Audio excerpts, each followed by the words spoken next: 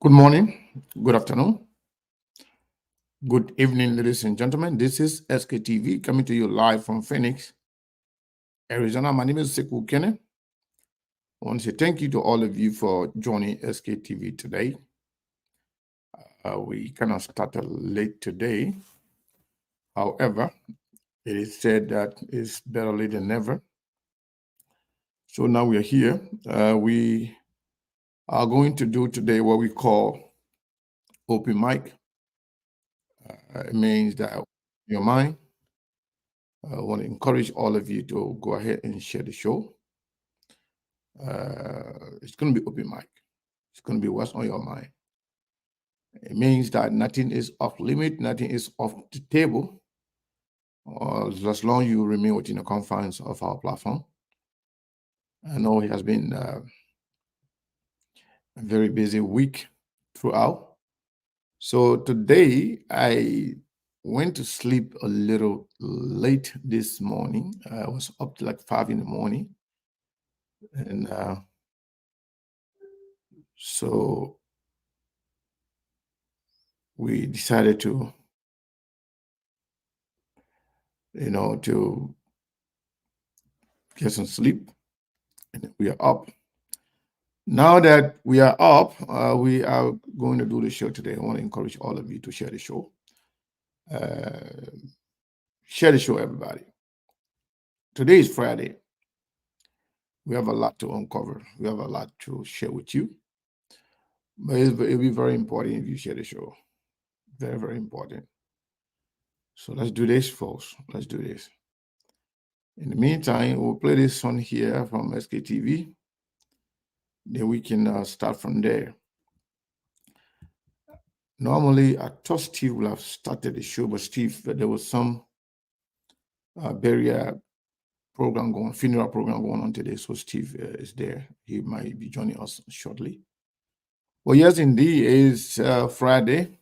You know when it's Friday. It is what's on your mind, so we can cover a lot of stuff from the week. But yes, go ahead and share the show. There are things we can do. We bring in good news and we give it to you. We judge it for podcast and connecting people and culture from here and up out of the globe. Qualified people who waiting to sell. Blessing that time and that effort are rest. The project is giving us care and the premise of them. The work with my life without care. I lyrical health. Master. Clay Paris, who make on you, I can't ask you to be venue. Say my journey, Tina can ask my yamu. And yes, I know money, and more I know. And you love SKTV, the best in Liberia. SKTV, the best in Africa. SKTV, the best in Mama Liberia. Must hold by the lofa and grandfather. And I didn't ya to money, and I said ya to money, and I can't play ya to money, and I could do ya to money, and I didn't ya to money, and I said ya to money, and I can't play ya to money, and I could do ya to money, and I don't get it now ya to money. That's the baby, and I don't get it now. So she walk on my ya to money. Yeah. SKTV, the best in Liberia. SKTV, the best in Africa. SKTV, the best in Mama Liberia. Must hold by the lofa and grandfather. There are things we can do. We bring in good news and we give it to you. We judge it for podcast and connecting people and culture from here and up out of the globe. Qualified people who waiting to sell. The flesh, that time and the efforts are rest. The broadcast we giving a real and the premise my best. To work with my life without fear. From grandfather Nimba to Lufa, from Riverside, River G to Chile, from Grand Crew, Bombing, Cape Mount, Montserrat, San Tobacco, from Maryland, Bonk to the Mikey B. We the best in the land, yeah, LIB. We the best in the land, yeah, LIB. We the best in the land, yeah, LIB. SKTV, the best in Liberia. SKTV, the best best in Africa. Eh. So SKTV, the best in Liberia. SKTV, the best in Africa. I want to say thank you to all of you for joining us. I wasn't able to share the show because that music is too sweet and too short. So I'll leave shaking my head until I forgot to share the show. So you got to share the show, please. So we have some information to share with you. The last time we told you that the senior senator of Nimba County, Senator Prince Yelu Johnson, that he called the vice president-elect and told him that he should not be afraid of those guys in Ghana, that their lies and deception should not fear him, that the threat or their continued denial should not fear him. So he promised that when Jeremiah gets back to Liberia, they were going to, have a conversation. So now we are privileged with some information from some of those conversations. And the transitional process is not going well. What we have just learned is that the parties that are considered the Unity Party Alliance are now in what they call a state of confusion, state of pandemonium. They are all worried. So according to our information, Prince Johnson and others had a conversation regarding what to happen in terms of a possible Jeremiah Kuhn's presidency. So what we have heard is that those that were in the meeting, again, majority of them preferred Samuel Kofi Wood to be the vice president for Jeremiah Kuhn should Joseph Boakai becomes officially incapacitated, so the Jeremiah Kuhn presidency. And now what we are hearing, Jeremiah Kuhn preferred Prince Moi over Samuel Kofi Wood.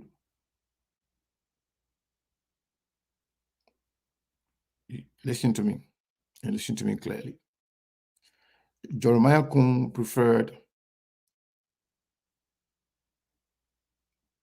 Prince Moi, the senator from Bon County,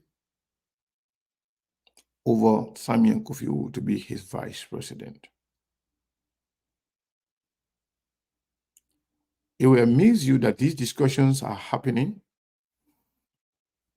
The man in question is not saying anything. The only thing they are doing is to put his pictures up.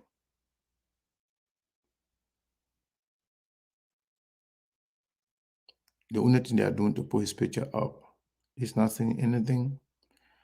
Liberian people are not being updated and nothing's going on. Now people are discussing a possible vice president to Jeremiah Kuhn. And the reason behind Jeremiah Kuhn, preferring Prince Moi over Kofi Wood, because Prince Moi, Jeremiah Kuhn, and others had conversation before, had planned before to run for president. Do you remember when everybody was running behind Jeremiah Kun to be their vice president? And Jeremiah Kun said that, if he cannot be the vice president for Joseph Boakai, he would prefer running himself to be president. And when that happened, there was a conversation held between Jeremiah Kun, Edwin Mervyn Snow of Bomi County, and Senator Prince Moyi of Bon County. That was even before JNB reached out to Jeremiah Kun. And they were discussing president and vice president. For Snow, he was aiming at the presidency in 2029.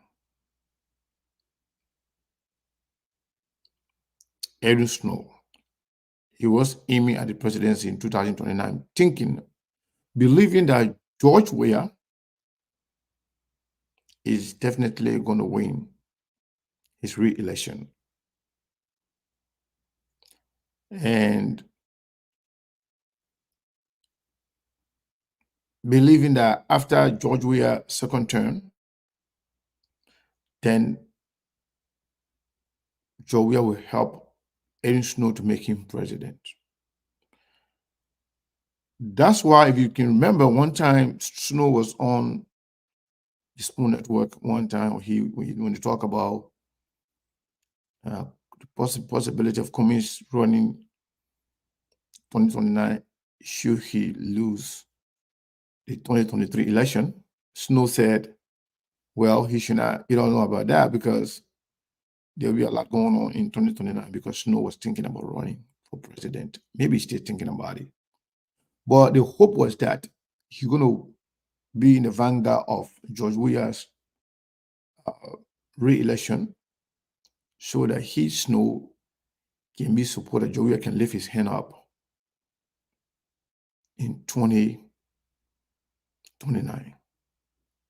But then when Jeremiah Kun came into the picture, the argument that Jeremiah Kun and other guys came with was that they wanted to form a team called the North Central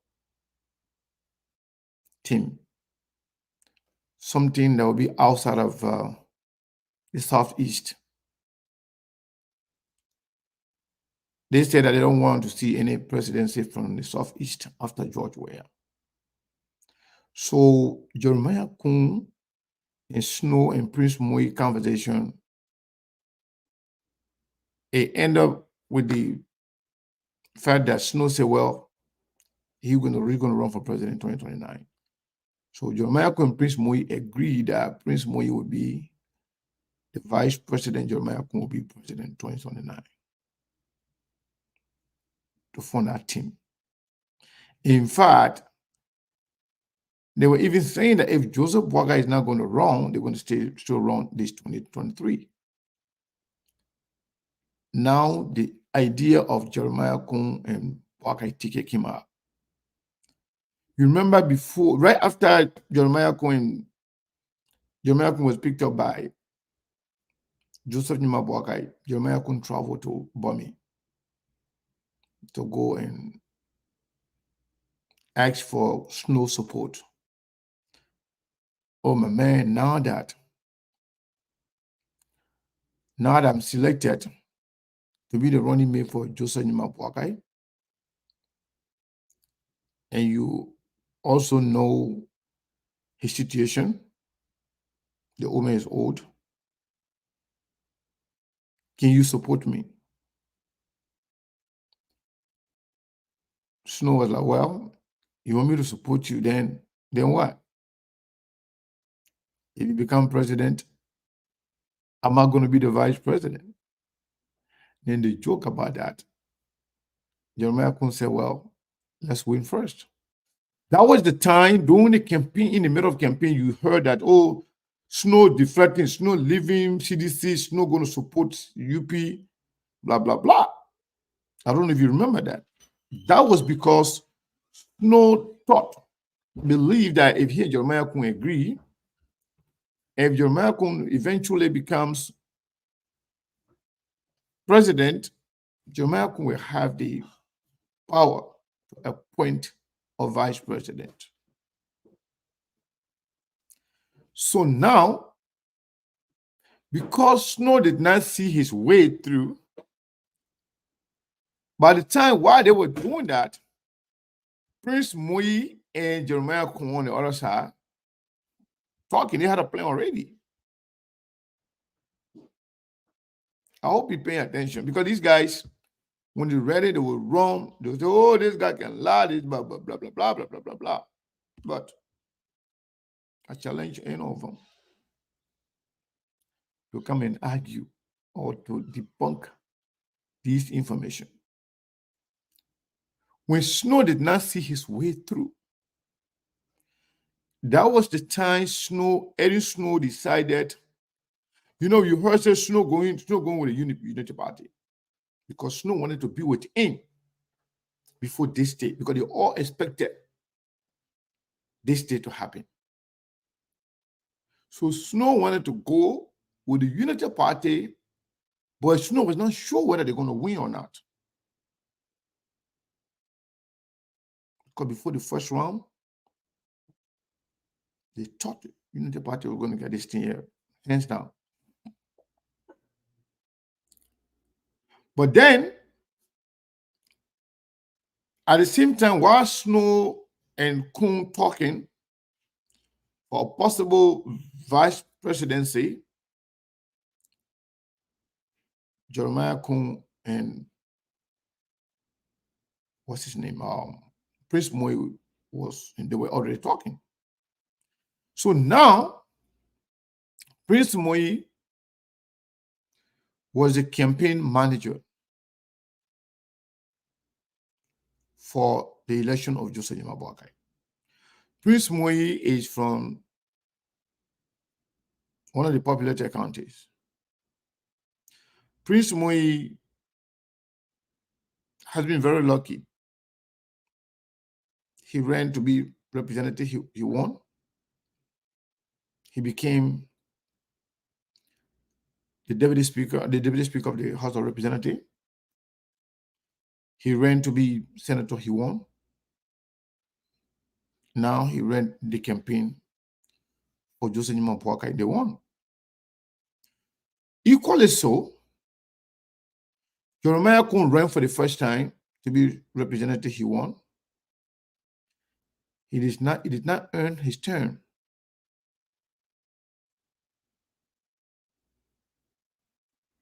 He decided to go for senator, he won. That's when Prince Johnson said Jeremiah Kun is greedy.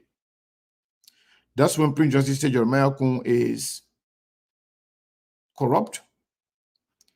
That Jeremiah Kun should allow other people to run for something. You remember that? Because Jeremiah Kun, every time he has run for anything, he has won it. So Jeremiah Kun and Prince Moi, they have some similarity when it comes to their political career. Believing that everything they ran for, they got it. So that means they could form a better team.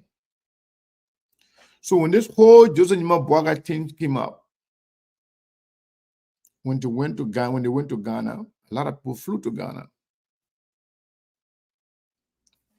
Now, while they were in Ghana, there were a lot of things that were discussed. Like I told you guys the last time here. While they were debating between Jeremiah Kun, Samuel Kofi Wood and what the other guy name? Prince Moi.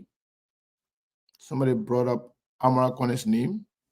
Say, oh, even though Amara Kone is elected, can Amara Kone relinquish the senatorial position and be considered for the vice president position? People get angry.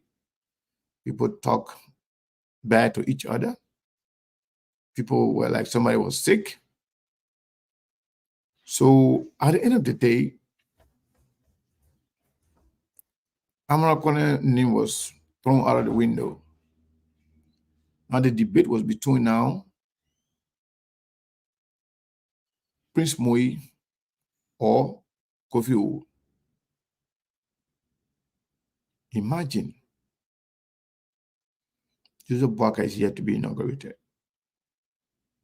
People are already fighting for the vice president's position. And you people who are you Joseph Boakai supporters, you are not worried about that. You are not outraged about those people's behavior. But people who are trying to help you, who are trying to keep you updated, people who are trying to enlighten your minds about things that you have no idea, no clue of, are the people you are attacking, insulting, disrespecting. But I can understand. Some of you that are looking for a job, some of you that believe that the only way you can be on the right side of the Unity Party is to be arrogant, disrespectful, and proving that you are defending Joseph Boakai in the Unity Party. You think if that's the only way, you think that that's the only way you can get your job, that's fine. If insulting SKTV or trying to discredit SKTV will help you, that's fine. But you should be outraged, you should be very much angry for the fact that this man stay alive. This man is stay in your mind, this man is stay 100% okay, fit and ready to be president. But yet on the other side, your friends, your trusted allies are discussing the vice president position. You're not outraged about that. You're not concerned about that. So going back to the conversation before I elect Steve to come in, the conversation within the Joseph Nimba Boakai, within Jeremiah Kunkiam, the Prince Johnson, and others. So even argue that, Jeremiah Kun can appoint somebody to be vice president for Nimba because technically Jeremiah Kun is not from Nimba. That Jeremiah Kun is from the Southeast. And the argument there is that, no, Jeremiah Kun is senator for Nimba. So Jeremiah Kun cannot appoint on Nimba to be vice president to him. But bottom line is Jeremiah Kun wants Prince Moi, the senator, the former deputy speaker, the senator from Pong County. That's the person Jeremiah Kun preferred to be his running mate. To be his vice president. Because these were talk that went on before.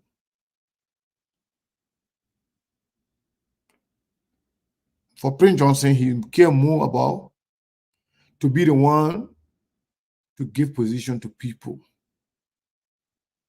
Because he said he promised the Nimba people that most of their children, so their sons and daughters, will get most of their appointment in government. He promised the people that Nimba will carry the presidency eventually, that the sons and daughters of Nimba will be appointed. Prince Johnson wants to be the one to make the list. Now people are taking goat, chicken, sheep, Prince Johnson in their CV to be listed, to be a part of that appointment. For Prince Johnson, he said whether Joseph Boakai comes back or not, the people that the name that he's going to submit, that those names must make it through. And they must be appointed. Because he believed that this is their government. He believed that they make Joseph Boakai president. And whether or not Joseph Boakai is incapacitated or available to work, his leadership should make it through. Conversations are going on. We have more detail to talk about moving forward. But Steve, welcome. You just came to spoil my phone because, you know, when I have my hat on like this, me and my papa, you know, when it comes like this, I like that. Our president-elect. You see, I got the black one too. The day I put the Joseph Boakai picture with a black one, you know, I got that one. I got the black one. I got different color of this, you know, this Dallas Cowboy thing. Yeah, but Papa get the one they call Kingo. Papa get the small one. I mean, I got a big one. Yeah, but you know, my uncle. So just emulating our Papa, you know, dress code today. The only difference is my goggle. Yeah, but Steve, welcome. What's on your mind, sir? Yeah, Mr. Kane, you looking like you made a big late. From the way you appear on the show, you look like you made a big late today. I don't know what's happening, but it's not easy. You're looking too successful. Yeah, you're looking like you made a big late today, like my boy Donald Trump was saying. Anyway, folks, thank you so much for following SKTV as always. And thanks for your usual support to us. You know, no, I'm not wearing that thing. I'm not wearing hat. I say uncle with Joe Paul. No, but before I get into greeting our people, no, let me tell you, I don't know.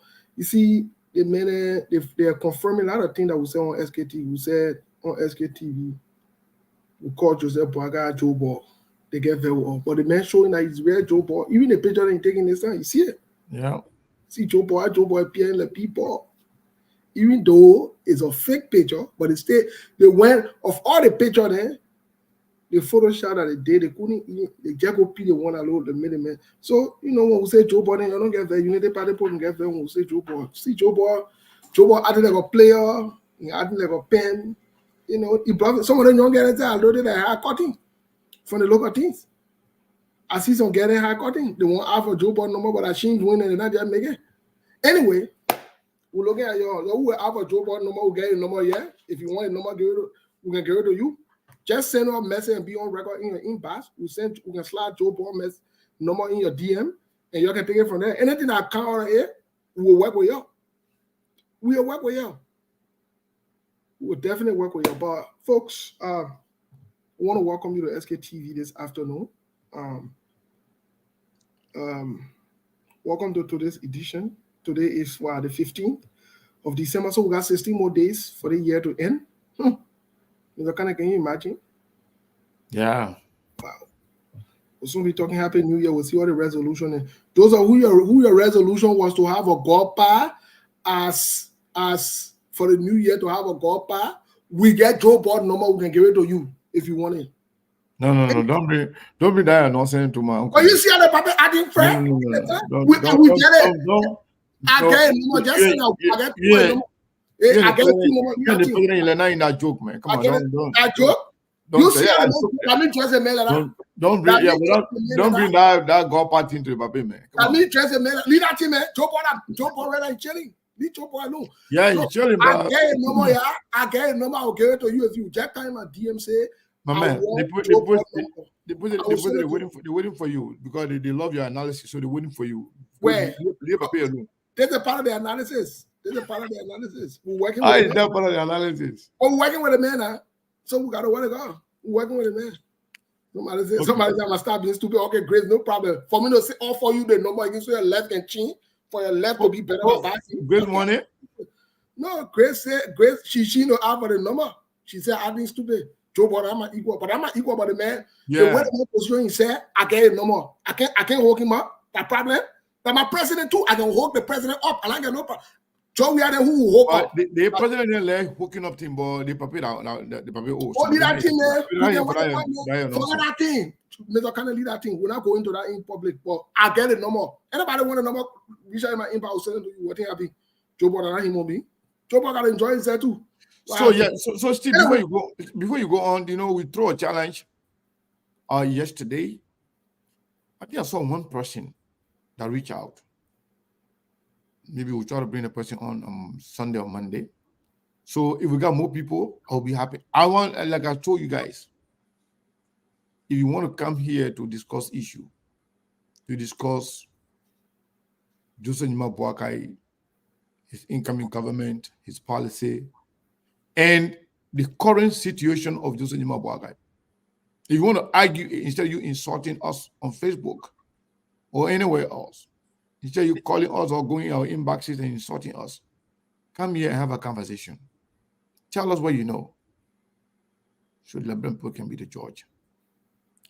So still, yeah, I don't want to make that.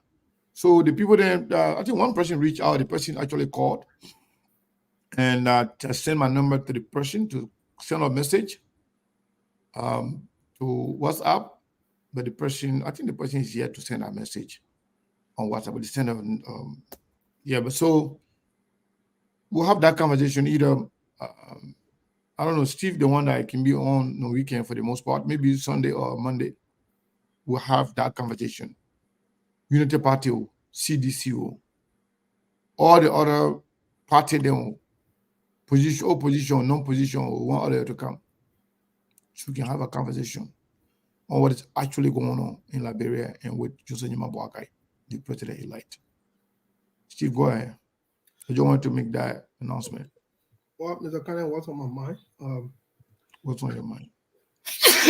There are a lot of things on my mind. I want to start off first with, again,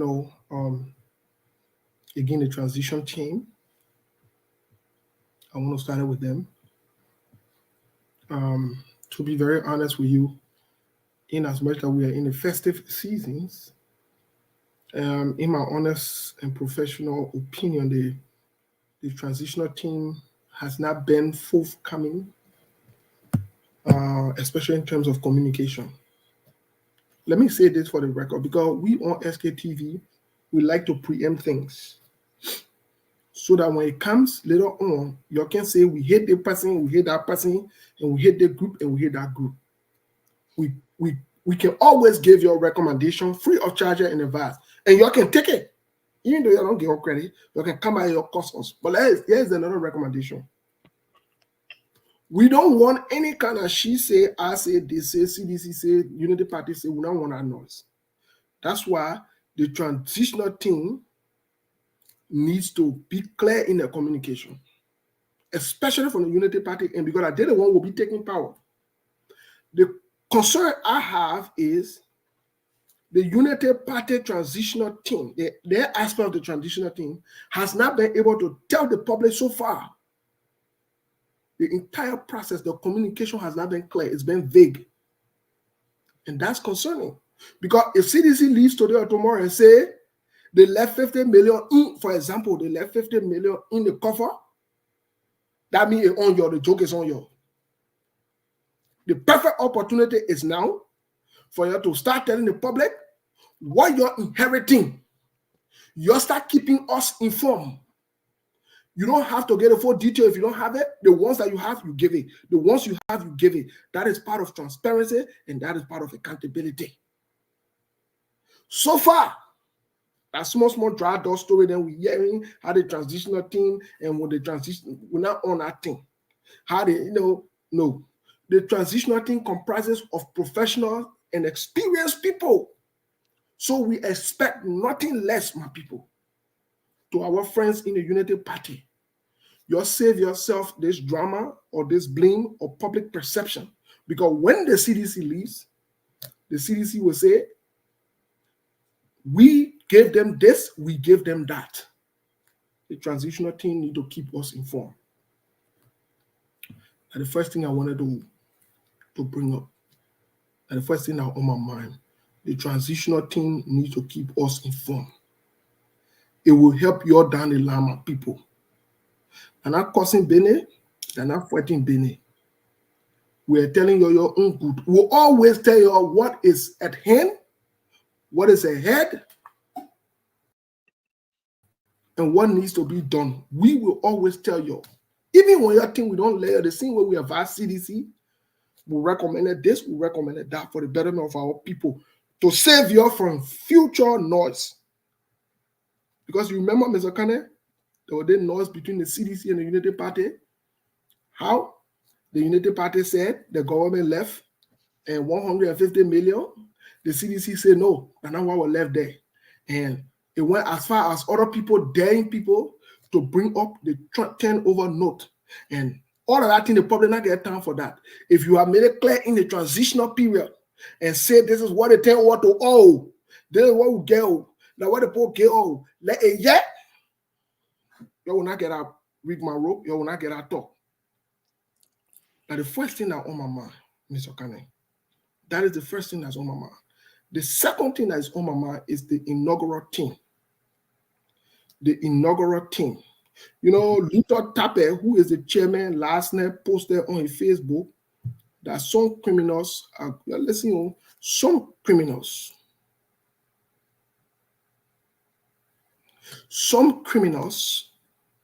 are saying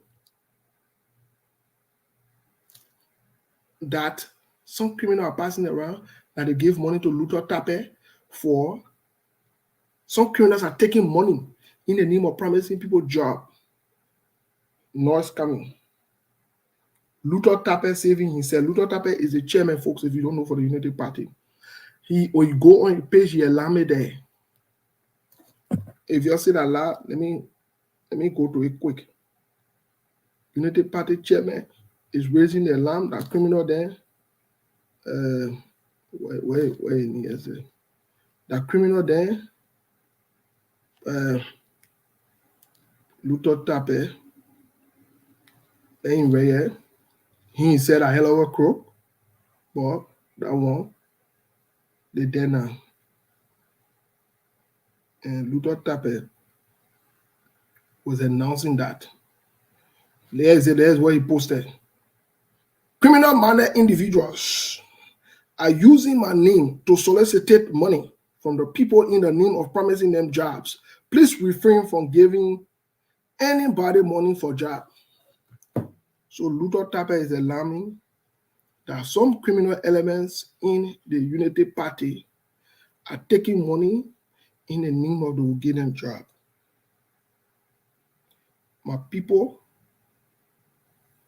we saw it in CDC where there's some people that will not call the name know personally that gave money that time. Molu were collecting him, Koji were collecting him, Akara Graden were collecting them, and what the other guy named Nathana Magio before he became Secretary of State were collecting him because he was the party chairman when they won.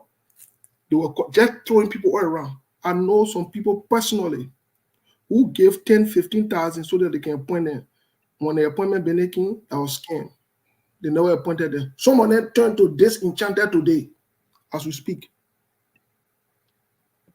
So we want to say clear to the Labrador people that the alarm has been raised, that there are criminals within the Unity Party. Luther Tappe calling people then criminal-minded.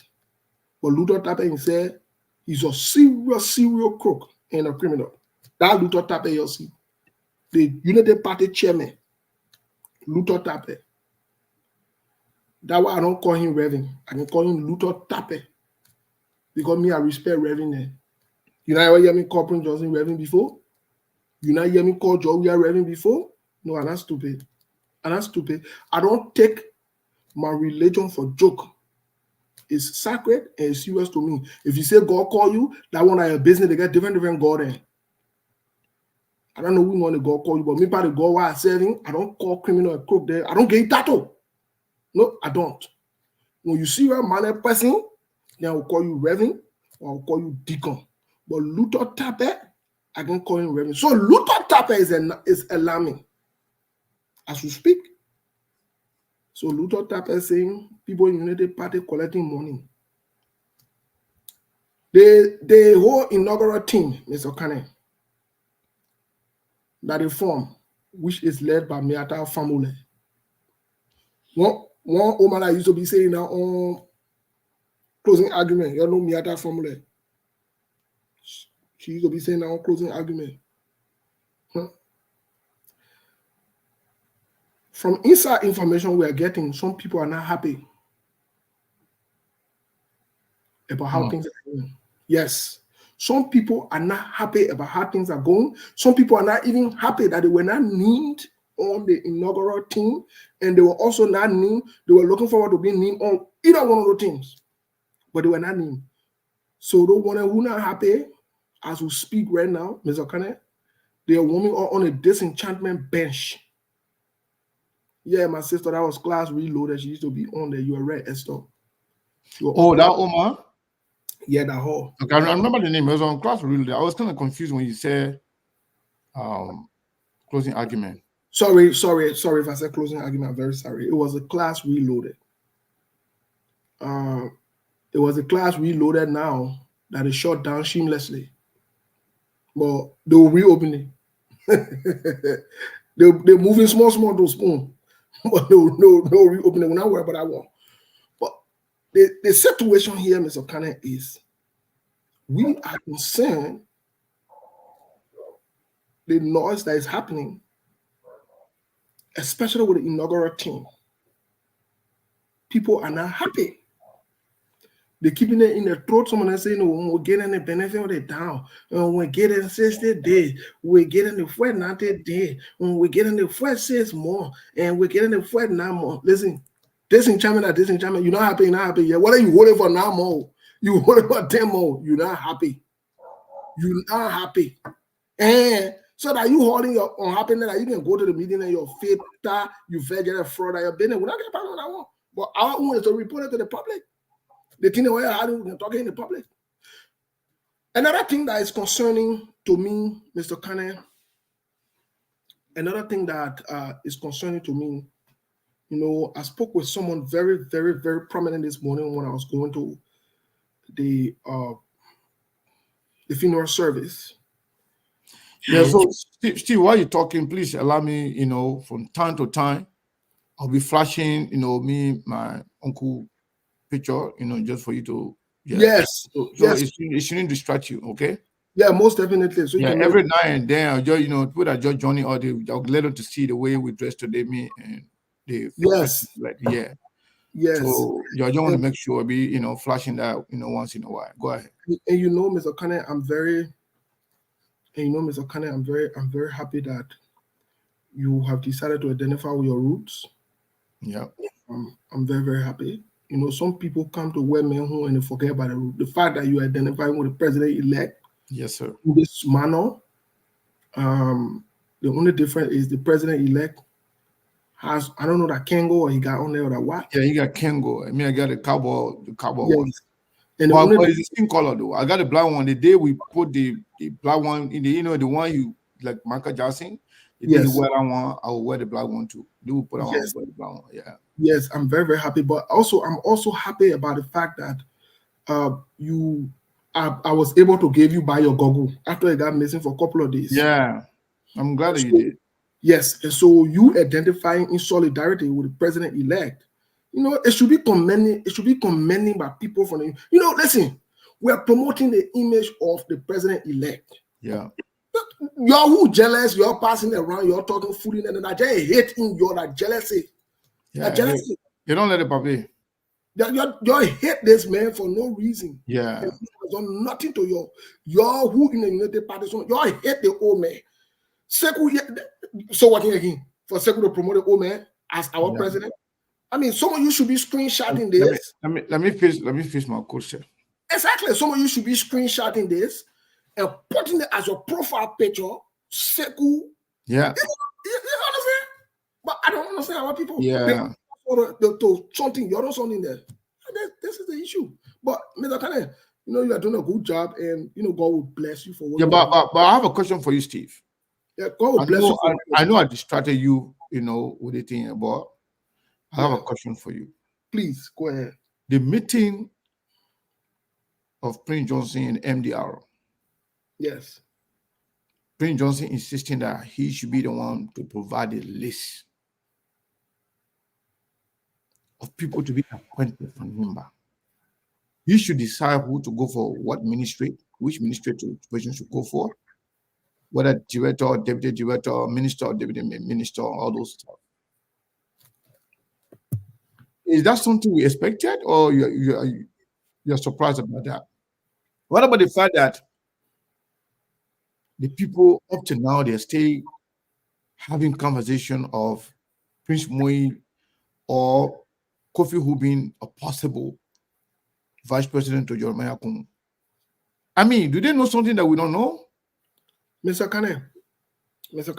So the two loaded questions I just gave you. I want you Yes, to I want to answer two of them one at a time. Mr. Okay. Kane, Yes, sir. let me take it easy today and be very, very, those of you who maybe can't listen to SKTV will not rush with their one time talking slow, it's easy. First thing, who is Prince Johnson vis-a-vis the rescue team? Who is Prince Johnson? Prince Johnson was the man that kicked Costa, Yombly, Youir off to the curb. So was that the video that was sent to us again? I sent you the video, Mr. Kane. I sent you that. Can you play that video? Oh, I forgot. Let me find it. Before we have this discussion, just keep talking so I can find the video. Prince Johnson, before Joseph Human Boakai's presidency today, was resuscitated, rejuvenated, galvanized, energized by. I mean, but where you coming from? All that baby boat today, man. But look how you dress. We don't want that on SKTV. But look how you dress. All that rejuvenated, read this one, read that one. Okay, life was given into Joseph Human Boakai in the Unity Party. Make it easy for. As evidence by that, they were resuscitated, rejuvenated, recalibrated. Damn. They don't find that easy. No, but you kill Ajadeo. But Mr. Kane, in simple terms, the Unity Party came back to life because, let's get them credit, Yombly, Youir, Costa, Delon, a few other folks. Alari Topa, let's get them credit. These were the people that worked around the Unity Party when they were sinking, even in the CPP. Later on, when they left the CPP, while Joseph Boakai was in the Unity Party was scrambling and struggling to see if they could get Alari Topa and the other people, such as they call them what I mean, what they call them, the team that Alari Topa went from that party that we told them that they were not going to survive, but they said that today the party not show face, the party not make it. And what you call them? They were going to come in alliance with what a party name. I get something here, the document here, but I can't go to it now. Yeah, so gonna alliance, whatever alliance. Yes. Yes, they wanted to get into agreement with them. Larry took part there. Exactly. And then the other guy from even Dr. Yang, Dr. Yang in America, along with vote on a B man. What you need, Dr. What you need? Jeremiah Wapo. Yeah. All of them wanted to, Democratic Alliance of Liberia. Yeah. The DAL. They wanted to get into alliance with them. We told Democratic Alliance that they were not going to survive. They said a lot were going to survive. Today, Democratic Alliance are registered. So SKTV will take credit for that too. We told them, and we predicted on the show that they will not see light. We said it. When that did not materialize, Prince Johnson started to have friction with President George Weah and the CDC, the MDR. Prince Johnson had two options on the table. The first option was Cummings. You're listening. Oh? Prince Johnson's first option was Cummings, not Boakai. You please listen. Prince Johnson's first option to carry Jeremiah Kun was Cummins, not Boakai. You please listen to this. Jeremiah Kun was looking forward to go with the CPP, not the Unity Party. You know, when we're talking so many things, and people say that you're quick to forget. Prince Johnson, the reason why, when they brought that conversation about Prince Johnson wanting to go, about Jeremiah Kun wanting to go with Cummins, the sticky part of that issue was Prince Johnson. Cummins and his supporters stood for the War and Economic Crime Code. Prince Johnson could not play them, stood for accountability and justice. Prince Johnson, knowing that he couldn't find a way in that territory, he said, no, let me backtrack and go meet with Boakai. That's how Prince Johnson switched overnight and went to meet with Boakai. And when Prince Johnson was going to meet with Boakai for him to form that alliance, Costa then did not know about it. Guess what? You know what Costa then got to know? When everything was sealed and ready to go, that when they sent that picture to Costa, Prince Johnson then started the backdoor negotiations. Through they seen Primo there, and other people. They started backdoor negotiations.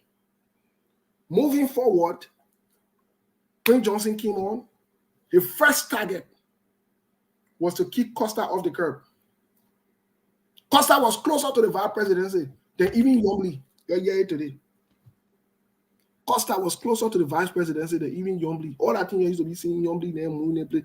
Joseph Boakai would never think about making Yombly vice president. You're here today. He will not think about making Yombly vice president. Nope. It was never in your mind. That's what Yombly wanted. That's what Delon wanted. It was never in your mind. He put them on the impression that that's what he would have done, but he didn't do that. Let's move forward.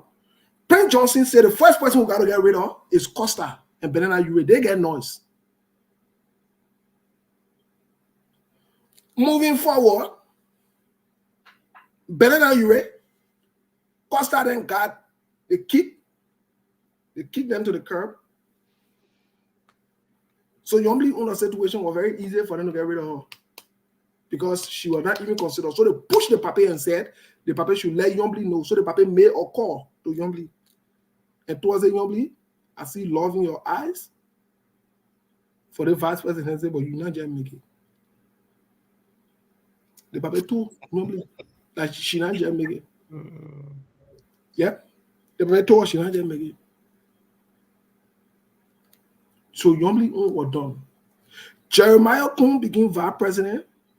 First thing Jeremiah Kun and Prince Johnson did to gain favor from them, you know what they did? They brought all of them, even the Luther Tapper, they gave all of them money. Jeremiah Kun. Yep. Jeremiah Kun got money from Flor Thomas, and he gave all of them money.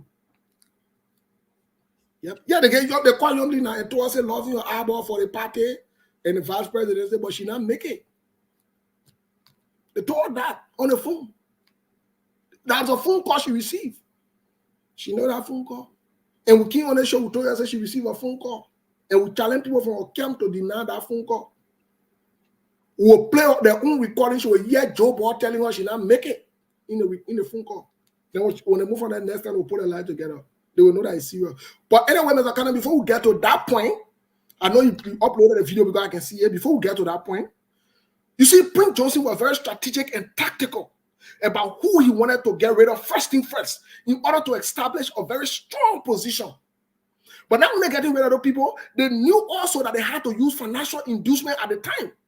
So they took on the responsibility to sponsor all of the small moves. So instead of Costa becoming a dependable nephew now, they black Costa from becoming a dependable nephew. You know who had a dependable nephew? Jeremiah Kun. Ego was dropping with Jeremiah Kun almost every time. Yep. Every year. One thing I know, we used to say that thing about Costa, you say with Larry. We used to say that Costa then, all the things they were doing with the paper, all the plan, the thing, and you said that like, Costa said he on the show and they made that to it, and he went on the platform and made that to it.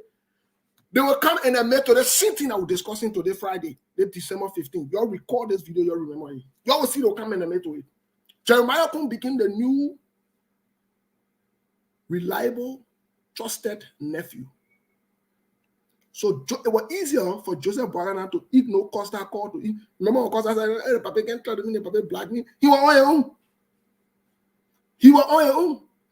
The Papa did not have to wait for Ego to land this time because Ego will land for America.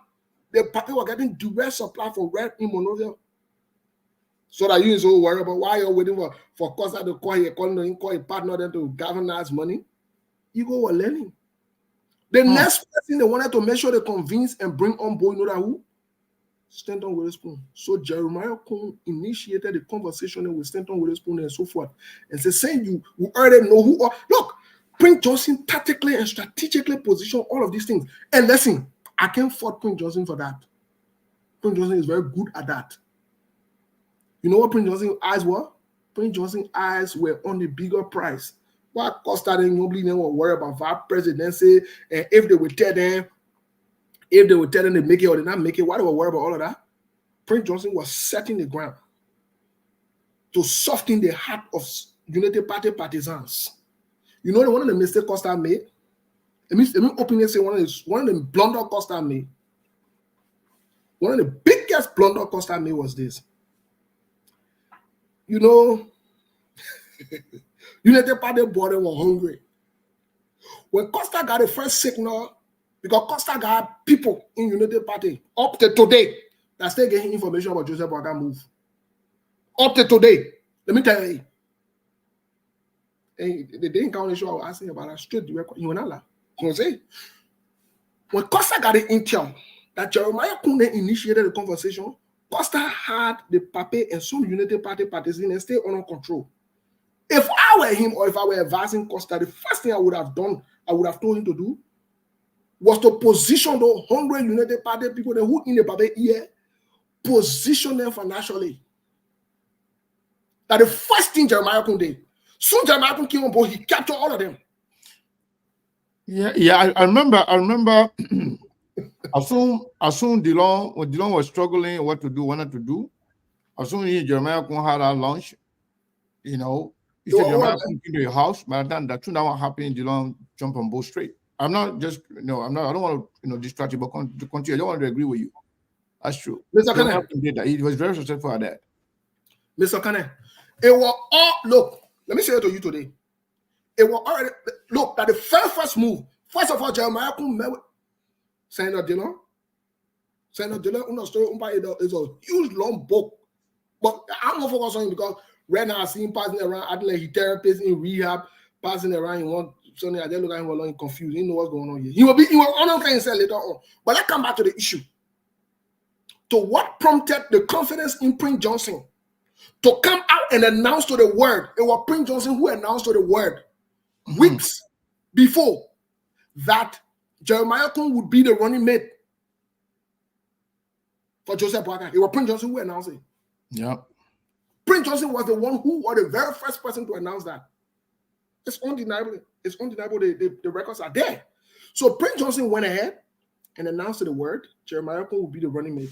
Prince Johnson proceeded to the next thing to tell us what will happen.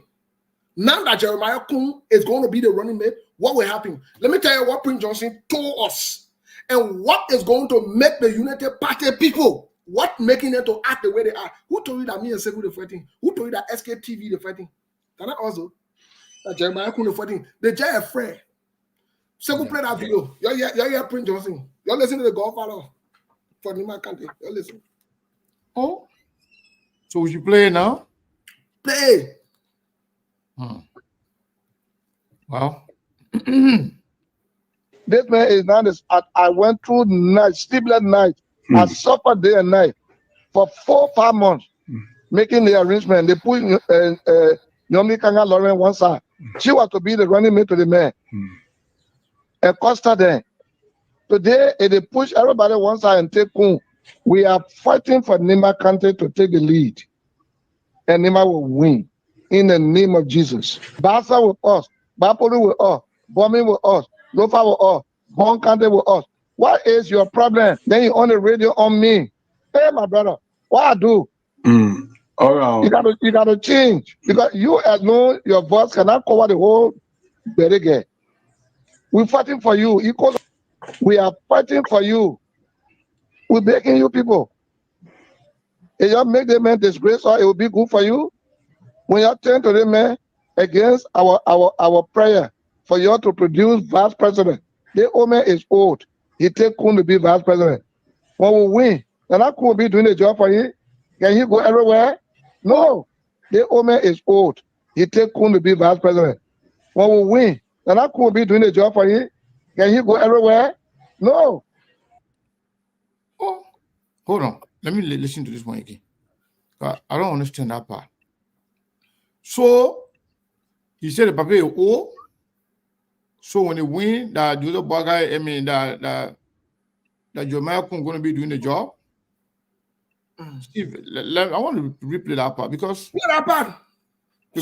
that's almost like what we have been saying. No, play again.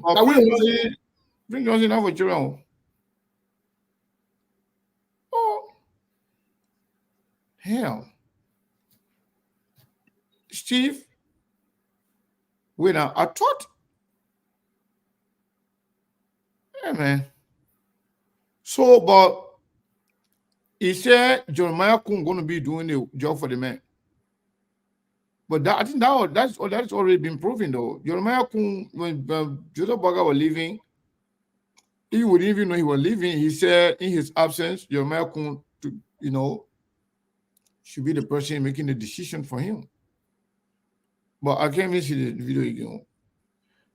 I don't know okay, I got it. I found it. Oh. But wait now. You don't want me to play the video? I will play it. I think what you're doing. This man is not this. I went through sleepless night. I suffered day and night for 4-5 months making the arrangement. They put Yomi Kanga Lauren one side. She was to be the running mate to the man. And Costa then. Today, they push everybody one side and take Kun. We are fighting for Nimba country to take the lead. And Nimba will win in the name of Jesus. Basa with us, Bapolu with us, bombing with us, Lofa with us, Bon country with us. What is your problem? Then you on the radio on me. Hey, my brother, what I do? All right. You gotta change because you alone, your voice cannot cover the whole berege. We're fighting for you. We are fighting for you. We're begging you people. If you make the man disgrace, or it will be good for you. When you turn to the man against our prayer for you to produce vice president, the woman is old. He take Kun to be vice president. When we win, then I could be doing the job for you. Can he go everywhere? No. The woman is old. He take Kun to be vice president. When we win, then I could be doing the job for you. Can he go everywhere? No. Wow.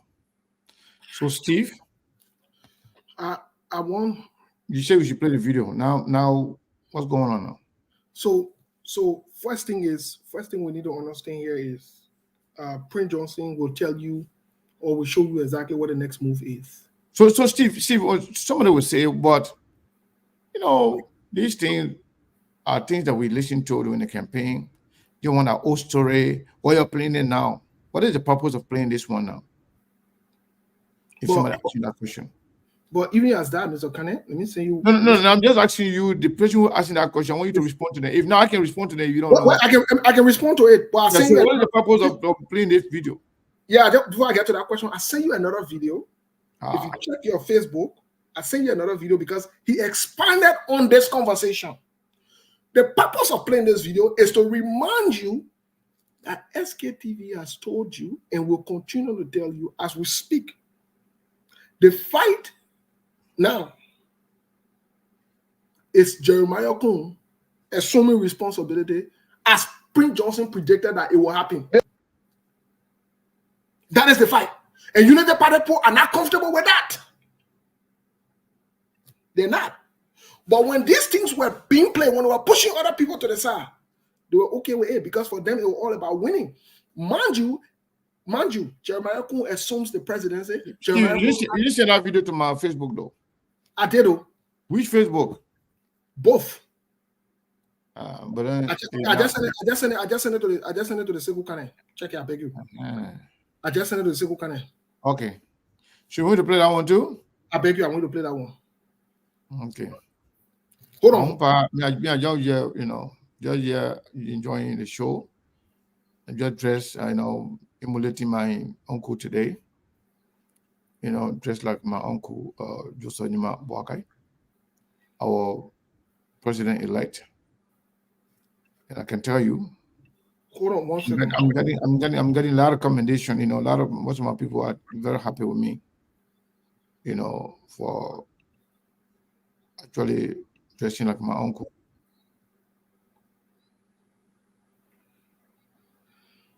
Hold on.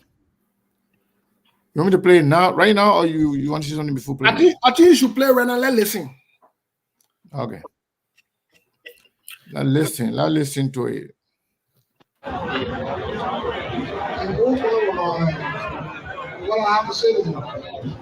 But let me address our Excellency Ambassador JMB, his vice running mate, Senator Jeremiah Brown, and I say hello to all of you. Before I go further, I want you to do one thing for me, and I know you can do it. Sing the song, Youir Must Go. 1, 2, 3, 4.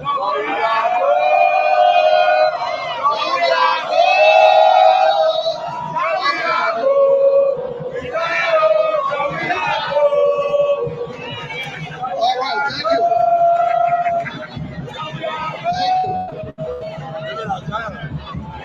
Campaign time is just around the corner, and we will be coming back to you to speak to you. But right now, I want to say to you, I want to appeal to you. It's your future we are talking about now. We just sang a beautiful birthday song.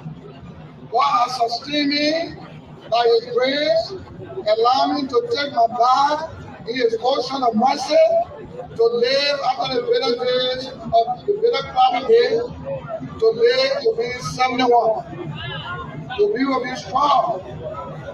I want to live to see Nimba County produce a president in the future, but through the office of our father. The relationship between JMB and Senator Jeremiah Cohn is like Elijah, the prophet, and Elisha. Elisha was the armor bearer for Elijah, and he served Elijah obediently, loyally, faithfully. And when Elijah was going up to glory in the chariot of fire, the mantle of leadership fell on Elisha. The relationship between JMB and his son Jeremiah Cohn is like Moses and Joshua. If Joshua did not serve Moses faithfully, he would not have been given the mantle of leadership. He would not have been anointed and blessed and commissioned to lead the people of Israel. This is your time, Nimba country. This is your time. After Moses died, Inaugural, who was beaten and killed in a mattress, they put in a mattress and beaten to death. Then Moses died. This is the next one, Jeremiah Cohn. We cannot afford to support George Weah any longer. We cannot. And I speak to you, they have stolen all our money from Majesty, $9 million. I won't talk too much, I will soon say that. I want you to notice there are 2 major candidates in the race. JMB and Weah. Weah's vice president is Joe Howard Taylor. Jeremiah sent people to the church of God, where I served as a pastor, the Christ Chapel of Faith, to kill me. They attacked me. They disrupted the church service. Do you understand? Do you want to elect George Weah to have Jeremiah Taylor continue to be vice president? Let them go. If you elect George Weah, then you want all your money, legacy. If you elect George Weah second time is injury time on the football field. That is a bad time. That man has stolen all our money. The IRO is gone, and your money is gone. I regret. I'm bleeding in my heart. You know why? They are taking some of those money to draft some unscrupulous representatives from this reform. Common country is better. Regular men, other people that we have to get jobs. They give them money to deny you of the vice presidency, to deny Honorable Ambassador JMB from the highest seat in the land. They are George Weah. And let me tell you this before I sit down. The day I was attacked, that early morning, Thank you, Mr. Kanye. I was in yellow, running for. So, before you say something, I just want to highlight the most important part in this speech. He said, "This is our time. This is Nimba time. Nimba won the presidency. We're going to get a presidency, but it's going to go through the paper here. That Jeremiah Kung going to be president. They're going to be through the paper here." I think Prince Johnson did not hide his feeling. He did not hide what the intention. So, yes, go ahead and say what you wanted to say. But Prince Johnson did not hide whatever he really wanted to say. Mr. Kanye, you took it exactly out of my mouth. Prince Johnson predicted all of this, showed us the roadmap as to how things were going to happen. Prince Johnson even told us some of the things we've said here, some of the things that they had to do to get rid of certain people who were closer to Joseph Boakai or the vice presidency. What I will not disagree with Prince Johnson on is for us to be ungrateful to them. That I will not support. Me personally, I will not support it. I don't believe in being ungrateful to people. I don't believe in using people and dropping them or dumping them. I don't believe in that. I don't believe in that. If Prince Johnson went through all of the struggles, Jeremiah Kung went through all of the struggles, the Unity Party and the Liberian people, we must accept that Jeremiah Kung would be the president. Who told you Prince Johnson and when they were getting Joseph Boakai steroid exactly what they wanted? Who told you? Anyone from Pay Africa reported that they were giving Joseph Boakai steroid. Anyone passing around say, would they agree? What's wrong with that? So why should we abandon or forget about all the sacrifices that other people made? I mean, we did that with Costa, then we were ungrateful to Costa, then to Yombly, then to what many Benin youir, to even Dillon and other people, right? We're ungrateful to them. That was back then. We're not going to allow that to be repeated.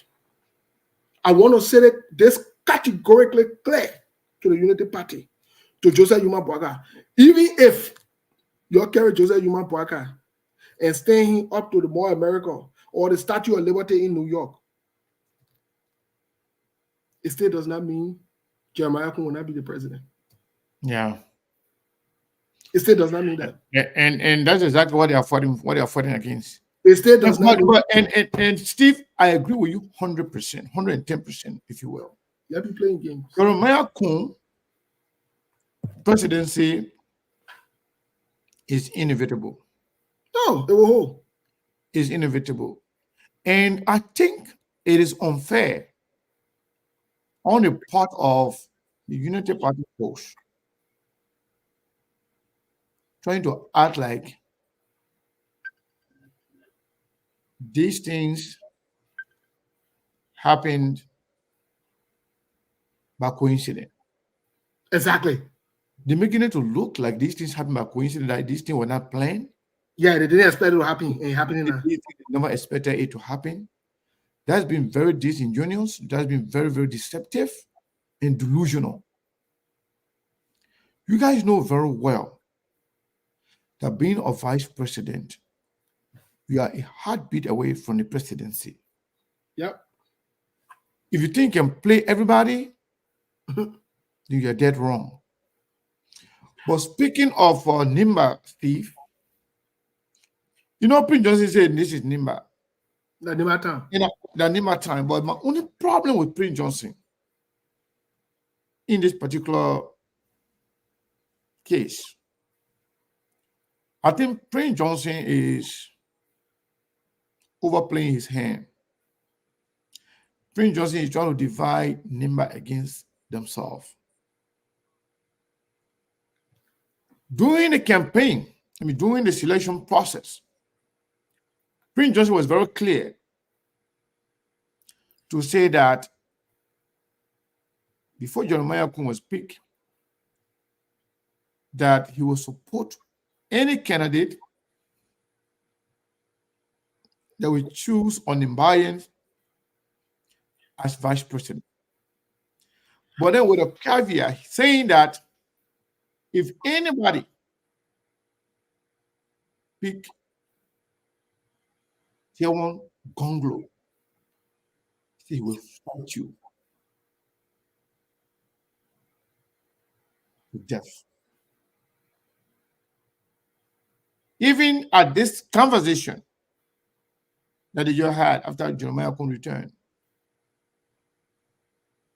speaking of Nimba and Nimba people being appointed, Tiawan Gonglo name came up. Tiawan Gonglo's names came up for either the head of Anti-Corruption Commission or to be reappointed to the Minister of Justice. Prince Johnson got infuriated. He got angry. He said, why should you even mention Tiawan Gonglo's name? He said Tiawan Gonglo and his sister did not support them. In fact, he mentioned Ide Gonglo declaring her support for President Youir in the second round. But then the same thing still came up. How much he hated Tiawan Gonglo. And the reason behind that is because Tiawan Gonglo stand for the War and Economic Crimes Code. But if Prince Johnson is going to hate Tiawan Gonglo because of that, even saying that Tiawan should not be, appointed to any of those key and integrity positions,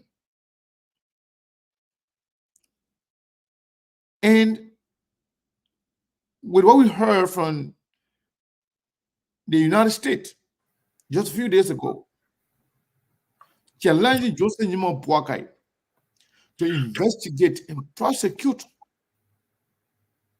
sanctioned government officials, which include Prince Johnson himself.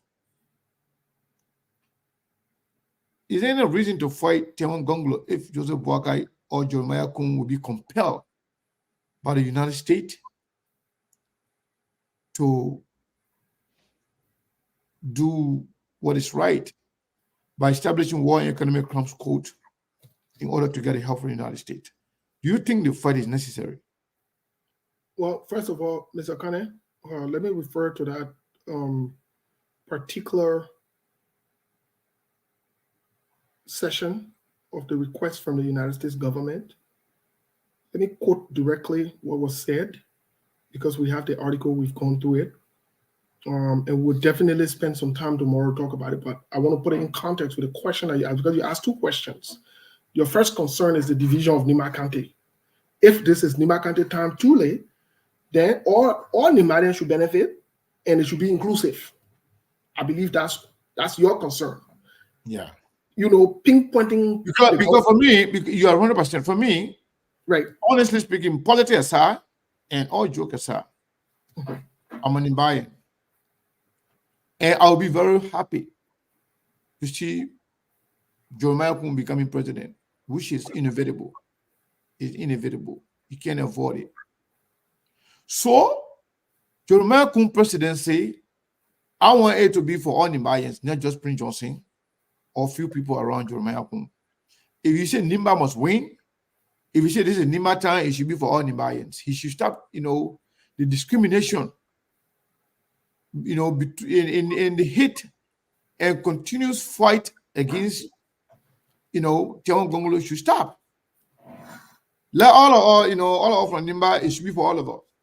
Okay. If you're going to be Nimba, if you're going to be Nimbayan presidency, we should all, So we'll get to the Nimba piece, right? That means if we're to take all of these into considerations, I haven't heard Prince Johnson hitting on Jerome Verdia. And the reason for that is Jerome Verdia has come in corner with them. I wouldn't be surprised if Prince Johnson starts to hit on my auntie, Massa Washington. I wouldn't be surprised. Because these are people who still have the stands to hold people accountable. But let's get to what you said, because it's important for us to read what the Charge Affair in Monrovia, Madame Rodriguez wrote. This is what she said. And this was released on the 13th, 2 days ago. This is what she said, quote, "It is really incumbent on the Boakai administration to fight corruption. We are here to help, but the government has to want it. Civil society has to want it. The media, and more importantly, the Liberian people need to want it," Rodriguez added. But another quote that she made, I thought was very interesting. Quote, "I would say that the incoming administration needs to do what is best for Liberian people. I think based on what I have seen on social media," Mapoya, listen, when we tell you, say, the thing what they can say, "Oh, nobody listen to you, you're not in Liberia, you're just on social media," that lie, they can follow up. Let me read it again so you can get it. And I'm fire coming from my boy. Let me read it again. "I would say the incoming administration needs to do what is best for the Liberian people. I think based on what I have seen on social media, these sanctions were viewed favorably, which means that the people of Liberia want to see the new government fight corruption." Any matter, I will send you. Any matter, you can call me directly. I will send you my number. You can call me directly, or I will send you. So Steve. So that ties into what you said. Mm-hmm. This issue of Prince Johnson wanting to fight the Gonglos, whether it's Tiawan Gonglo or his sister Edith, is simple. It's very, very simple. Remember 2020 when they went to that election when Jeremiah Kun won Edith Gonglo, where it was where Prince Johnson and the CDC were supporting the Jeremiah Kun. Mm-hmm. There was a huge fight. And that fight has always existed between Prince Johnson and them. And more importantly so, it's not even for a political fight. Prince Johnson is quite aware that it was Tiawan Gonglo who arrested Charles Taylor that day to the airport and turned him over. If you can recall, Mr. Kane, the arrest that day, it was Tiawan Gonglo who ordered the arrest of Charles Gange Taylor. So if Tiawan Gonglo, like him or not, has been consistent on the issue of wanting justice and accountability. He has not minced his words on those things. Now, let's have disagreement with him, but he has been strict on that. He wants that, and that's one of his wishes. In fact, these few days, he even made a video recording, which we'll play tomorrow, commending the American government, and he is even fighting as we speak to reach out to the Europeans and other Africans. He's encouraging them for them to take similar steps so that those who are sanctioned, because someone will say, "Oh, I don't have to go to America, I can go to Europe." No, let them be stuck in Monrovia to the point that some of them said might even be stuck in the villages. They can't even come to Monrovia because when they come to Monrovia, they might be picked up and taken to the place they need to be taken. So these are some of the fight he's engaged in. Prince Johnson does not like that. Listen, don't mind all that. I'm open to war crime code. I'm this. They're not true. Prince Johnson don't want war crime code. Prince Johnson don't want it.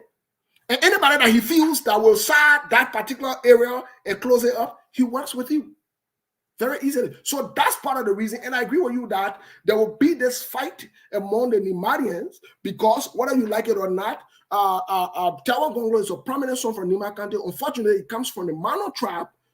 You know what I mean? What do you mean, unfortunately? Well, that means you're not part of the Gio tribe. Yeah, but that's not unfortunate. No. Nimba County is not unfortunate. Okay. Then let me speak. Let me take it back. Yeah, we're the Nimba people there. Everybody is equal. We are all equal. Nimba, you can say, yeah, go Nimba, yeah, and what you can say. Nimba. All of us. So you see, I've been working with some all that, all. That exactly. So that means you're the Nimadian. Yeah. You don't need to be divided on this. No. And here is something that's interesting. Yes, I agree with you now. He was Solicitor General at the time. So keeping that in mind, that means you're ready to take over fully as Nimadian. But here's my concern. Even me who here being criticizing Jeremiah Kun, all the people there. If Jeremiah Kun become president, I will fully support him. Because that's one of my own. But then that's a sticker issue on the show. Yeah, they say everybody can support their own. Jeremiah Kun is from Nimba. I'm from Nimba. Nimba got presidency. What happened? I don't want position, but I'll support him. I'll make sure he succeeds. So my country can be proud. There's nothing wrong with that. Oh, wow. I will support him. That one I breaking news. Yo, I will support him more. I'll support him. So that means Nimba comes. In fact, Prince Johnson was clear. He listed, you remember? He listed the former vice president, Moses. They missed that opportunity. They missed a perfect opportunity. They say he was put in the matter and flogged. So, Mr. Kane, I agree with you. You got all right to support your country. I stand with Jeremiah Kun. Are you wanting to wait for you? Let me say something. I stand with Jeremiah. Let me say something real quick. Let me say something real quick. Go ahead. You know, the whole transition thing here, I feel sorry for certain people. And I feel sorry for some Unity Party and Joseph Boakai supporters. Not the BB one. The Baplane. The one with the peanut brain. The chicken brain there. You know why I'm sorry for them? They are in the middle. They don't know what's going on with Joseph Boakai. They have no idea. They have no information. Similarly, they don't want to show that they appreciate SKTV, but they always come here asking, oh, what's going on with Joseph Boakai? Oh, no talk about Joseph Boakai today. Oh, no report from Joseph Boakai Hospital today. Now, we don't want to tell y'all. Y'all go, y'all call your godfather then. All your tani Baple, small, beheaded chicken, then y'all go to your place where they are feeding you guys with lies. You're comfortable with lies. You're happy with lies and deception. So when you come on SKTV, we decide what we want to talk about on a given day. We decide, we choose our topic.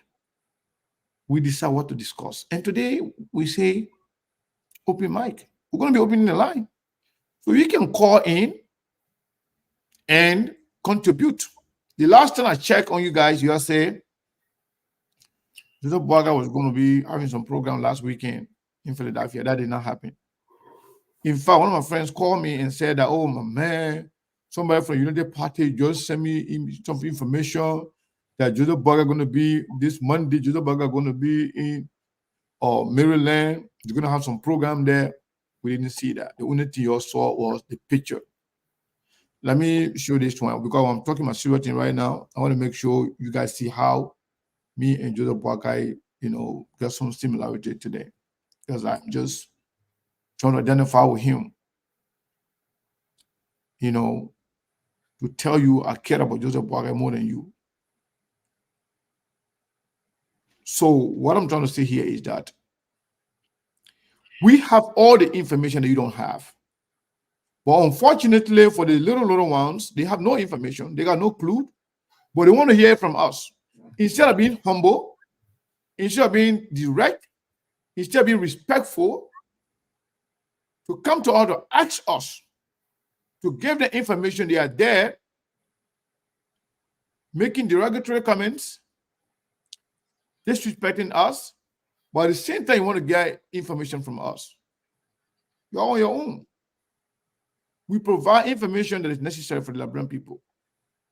The fact that Joseph Boakai and the Unity Party lie and deceive the Liberian people about him being in the hospital, about the purpose of coming to America, about everything they said, we have exposed that. And they have considered the fact that, yes, Joseph Boakai is here in America, is in Rhode Island, is undergoing some treatment. That's all we wanted. We wouldn't just want you to lie.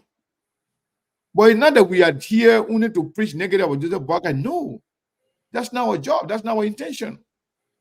Our job is to make sure that we provide the necessary information that Liberian people need. And that's exactly what we do every day. So today, when we say open mic, whatever is on your mind, you can call and tell us. What is on our mind, we are saying it. But let me tell you today, the bottom line is, Joseph Boakai came to America because he's not well. Joseph Boakai came to America because he wanted to make sure that surgery happened.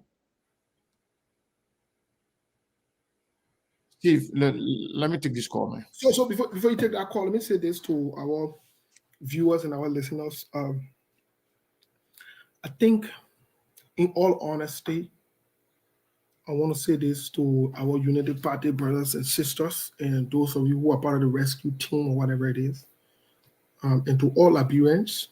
I think the coming Christmas and New Year, especially to the Unity Party people, you need to find something for us. Let me say why. You need to seriously find something for us to tell us thank you. And I will lay out the reasons why, because there are a couple of reasons. You need to openly appreciate SKTV, especially those of you who are in the Unity Party and the Liberian people at large. You need to openly appreciate SKTV, and so that you can live long, so that your life can be better in 2024. Let me tell you why. Let me tell you why you need to do that. When you guys were confused for almost going on to 2 weeks now, and you did not even know where your president-elect is, you did not know where your political leader is, we braved the storm in the cold and made everything, the disrespect, the cost, the threats to our lives. We told you exactly what's going on with what is going on currently with your president-elect. We did that. And we take pride in that. We will do it again if need be. So you need to appreciate us for doing that. Some of you are feeling relaxed now because you see a fake picture of Joseph Boakai. You're excited, you're passing around. You were hopeless, fearful. You were jittery. You were depressed. Some of you. You were that kind of problem and say, but we told you exactly what's going on. We rejuvenated some of your hopes because you were hopelessly moving around. Instead of coming to appreciate us in your disgrace and dismay, you have decided to be disrespectful. You need to appreciate us. In fact, in your foolishness, you took fake pictures and put it up only to satisfy your heart.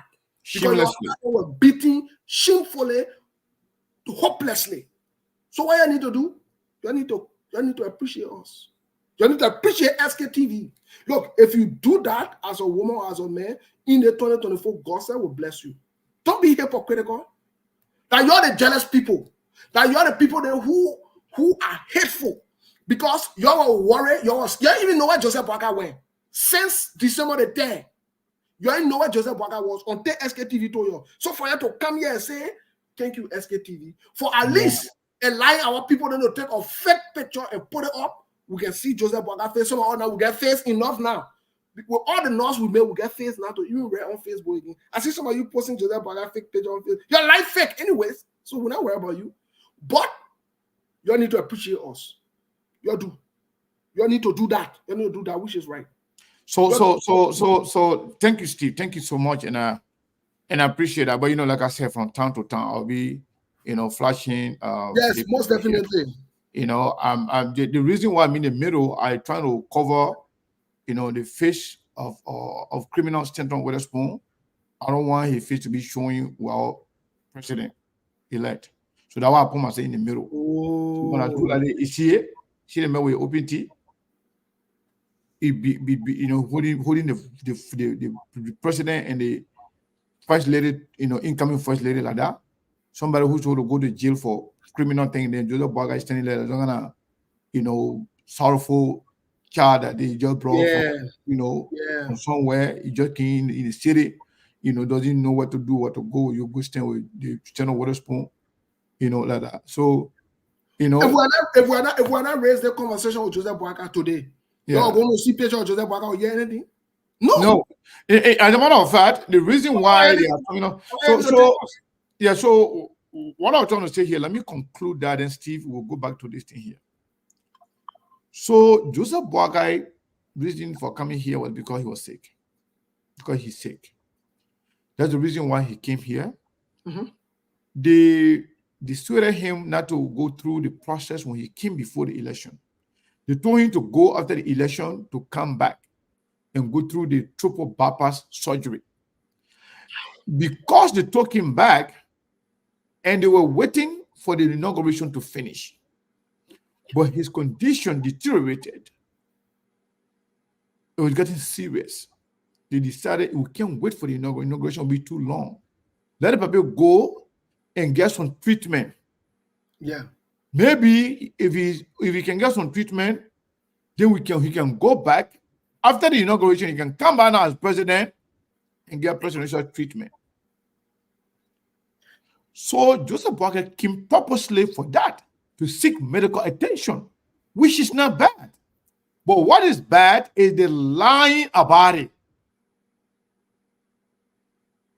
I don't know why you can understand this. So those of us who are reporting it, you call us hateful, how we wishing Joseph Boakai to die. You are so much delusional. You guys are a bunch of liars and ungrateful people. Because we gave you information that you have no idea of. Joseph Boakai came here purposely to attend medical procedures. And he is in Rhode Island. Whether or not he goes through the process, but the fact that you lie about Joseph Boakai being here to attend medical process, that is our problem with you. Nobody's saying Joseph Boakai won't be trumpeting Joseph Boakai being sick, being singing about it. Or no, we're not interested in that. But the fact that you lie to the Liberian people, the fact that you deceive the Liberian people, and we are there to erect checkpoints, that's why we say no. We can't do that. You got to be honest. You got to be transparent. You got to be truthful to the Liberian people. If you can deceive the Liberian people, we're not going to do that. That's why we came up, we dig deeper to make sure that we present the fact to the Liberian people. And the fact is, Joseph Boakai is sick. Joseph Boakai came to America because he was sick, and which is not anything strange. Anybody can be sick. But their decision to lie about everything around Joseph Boakai, that's the problem we have with them. And then when we talk about that, they want to bully or they want to attack or they want to insult us. You got to be joking. Joseph Boakai, maybe he can recover. Like I said the other day, they are planning, thinking that he will be okay by the 22nd, so he can go back to Liberia. Nobody wants him to stay here. Nobody wants him to die. Nobody wants anything to happen to him. We want him to go back and serve his people. But the fact that you try to lie about that, and when we provide the information, you are angry about that, calling us names, thinking that you can bully us. No, you can't. If we were to bully, we don't can bully you if we want to. We are not bullies. We want to bully the bullies. We don't bully regular people. We don't bully normal people. If you think you can bully people, then we go after you because we know the medicine for a bully is to bully them. And we are very good at that if we want to. We are not afraid of nobody. And we don't think, I don't see anybody in Liberia anyway that we should be afraid of. No, we need God. So Joseph Boakai is now well. Joseph Boakai is sick. Joseph Boakai is here attending medical, process. If he recuperates, he will go. Nobody's saying that because you say you're going to die. No. But don't lie about it. So with that said, let me say this. We ask all of our friends, followers, and supporters to subscribe to our channel, our Facebook channel. The good thing now is both channels are available for subscription. Whether SKTV, which is the big one, or SKTV Live, which is a backup platform, both are available for subscription. You can subscribe to any of it. We want that. We love that. Beyond that, today is Friday. Anybody wants to support SKTV, our Cash App number is there. Both of these numbers on the screen here, they have Cash App, but I wouldn't want to get Zelle. The one that ends with 0783, that one is Zelle number. You can support SKTV through there. You can send us stars. Facebook provided the stars on there for you to use it easily to send money to the platform to support us. And Steve, I have another announcement to make. The person didn't tell me to call their name. Somebody sent us money. And the person said to support SKTV also, to help SKTV support the young people in Liberia that have been reporting, that have been doing very well. The same person that normally send us money, the person that used to be sending us $200-300 all the time, remain anonymous, every time we reach out to this person, they always send us money. As a matter of fact, during the election, especially the second round, when we were struggling even for transportation data to share among our guys in Liberia, our pocket was getting so much empty. This person was in Liberia. And the person heard me on the show. The person said, Sekou, tell the children to come see me. And the person gave me $250. It didn't come to me. I didn't even see it. He gave it to them. Then when they collected it. So I want to say in this public manner, I want to say thank you to that person. You don't want me to call their name, but if you're going to leave me, I'm going to call your name. He's a man. No, Man. Yeah, but I want to say thank you to that person. But those of you who are yet to subscribe, go ahead and subscribe to SKTV. Whether SKTV Live, you have the option to subscribe to any of it. You don't have to subscribe to both. Just do one. If you're not comfortable with the subscription thing, send us money through Cash App or Zelle.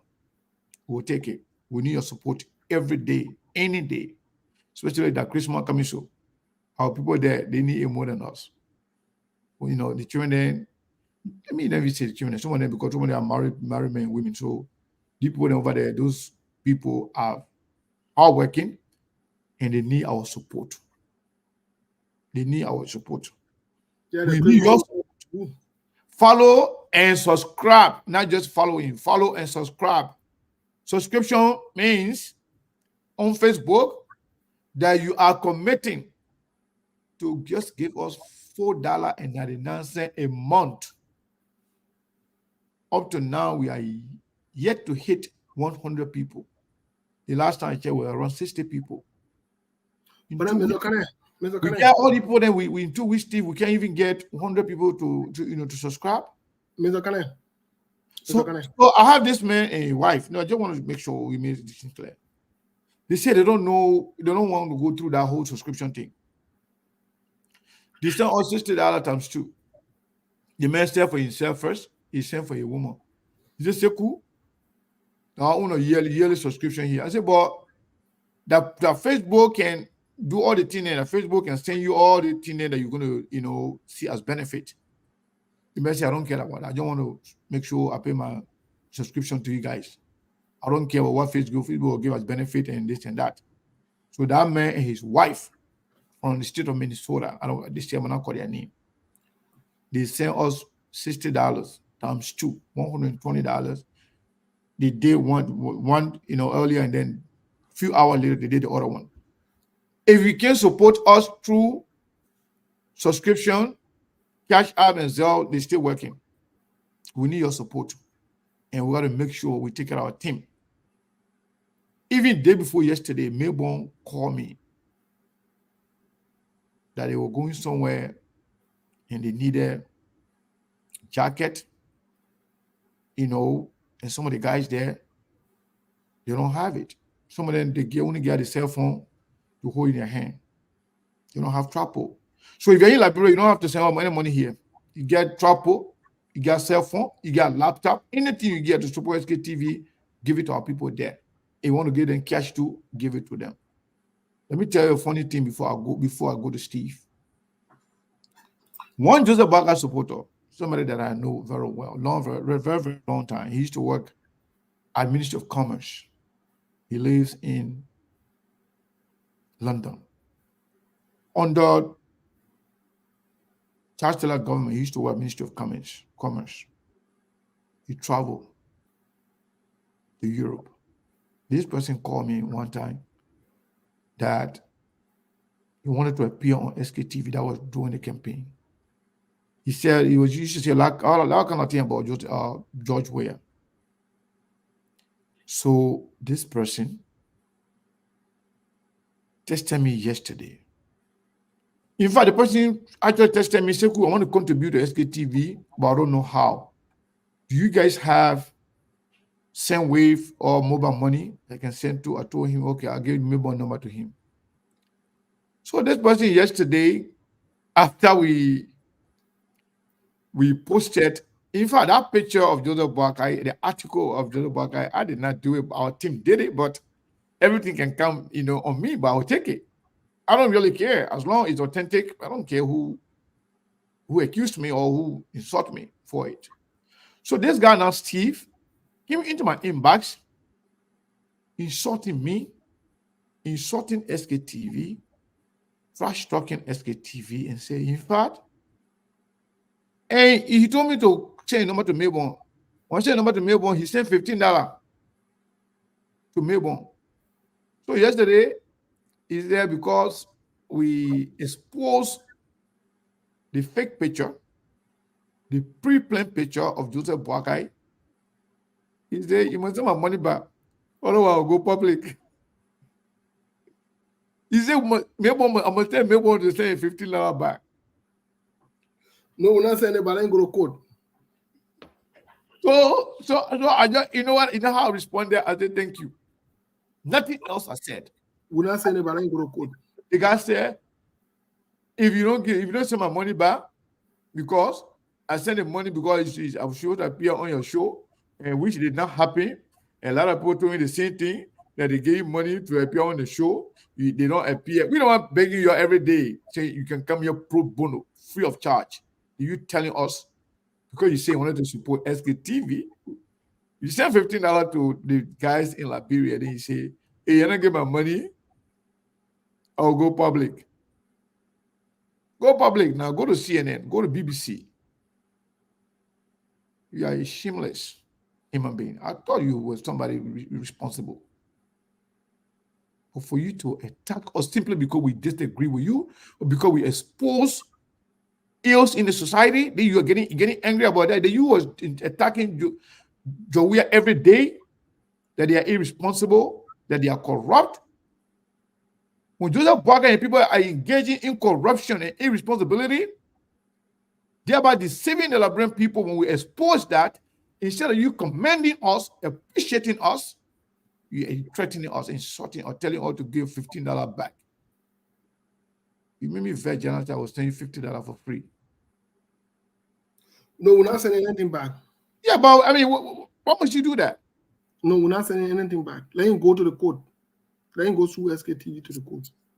I don't want to say that, man. So yes, so Let those him go who, to the court. If you're watching the show right now, go to the court, yeah, chief. Go to the court. We're not sending $15 back. Next time you put your life together, go to the court. You not see where money, man. Go to the court. Nobody sending. Go to the court. can you imagine? Let him go to court.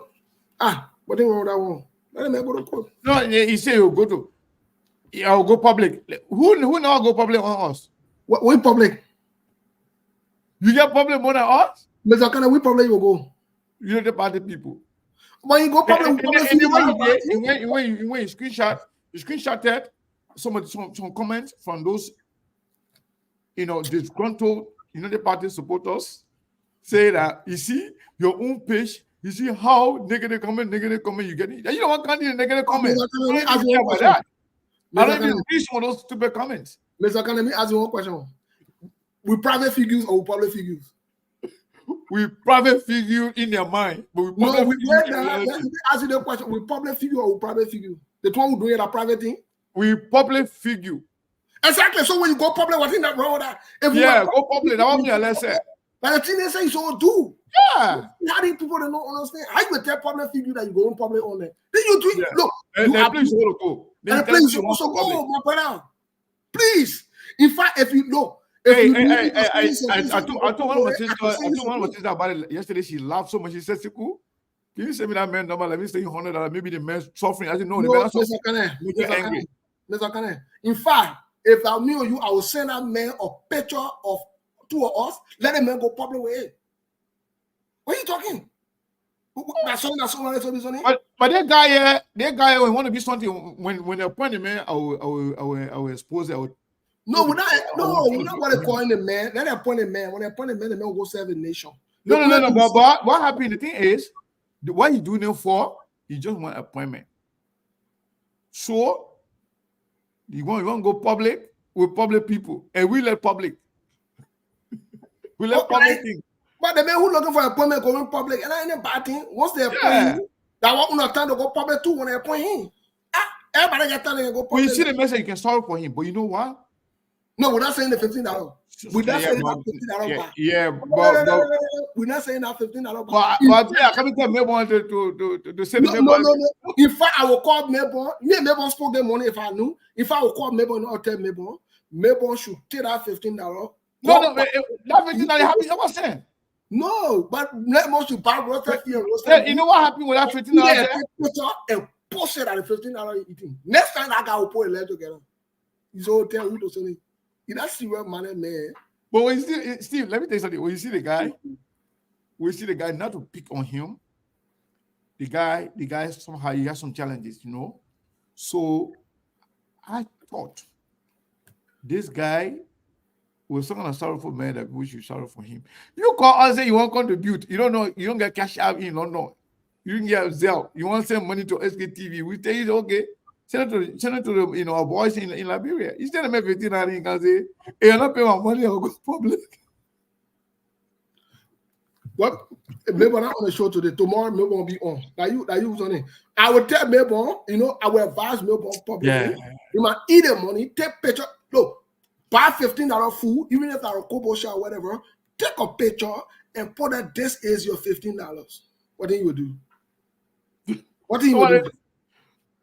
See, somebody say, if I'm going to emulate my papa, I'm going to take off the sunglasses. So you want to take it off or you want to leave it on? Because me, I want to leave it on.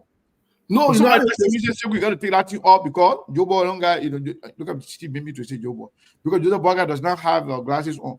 But I remember somebody should take it off. Okay, what my people will say that what I would do, take it off or leave it on. Because I will vote for you to keep it on. And the reason for that, Mr. Okane, every time. If I don't get nothing on here. Where? See here? I need to get something on. You got me for treatment. That's one you give treatment. People say no, I shouldn't take it out. You know me, I like to listen to the female and more than the man, because some of the men can be jealous too. Don't take it But off. someone tell me to take it out because they're jealous. Exactly. But I think I want to take it that they still get part. The social part of it, they want you to take it off. Yeah, I can see. And the social part, but don't take it off. Yeah, they just not make it. You know. Yeah, they don't want to make it. I can see law in their faces, but they just not make it. Yeah. Who said you stay as you leave it on? Yeah. Leave it on. Yeah, when a beautiful LeBron woman and tell you to leave it on, and that means your life is leaving it on. That means you make it. Yeah. Because all LeBron woman tell you say you might do the one, you make it on. Yeah. You make it bigly. You not just make it, but you make it bigly. Bigly, yeah. You make it bigly. So Steve, let open the line. Let take some calls, man. Let we go. Let we hear from our people small, then we go. But simple right now, you make it bigly, you're looking too successful. Hello, caller. What is your name and where you calling from?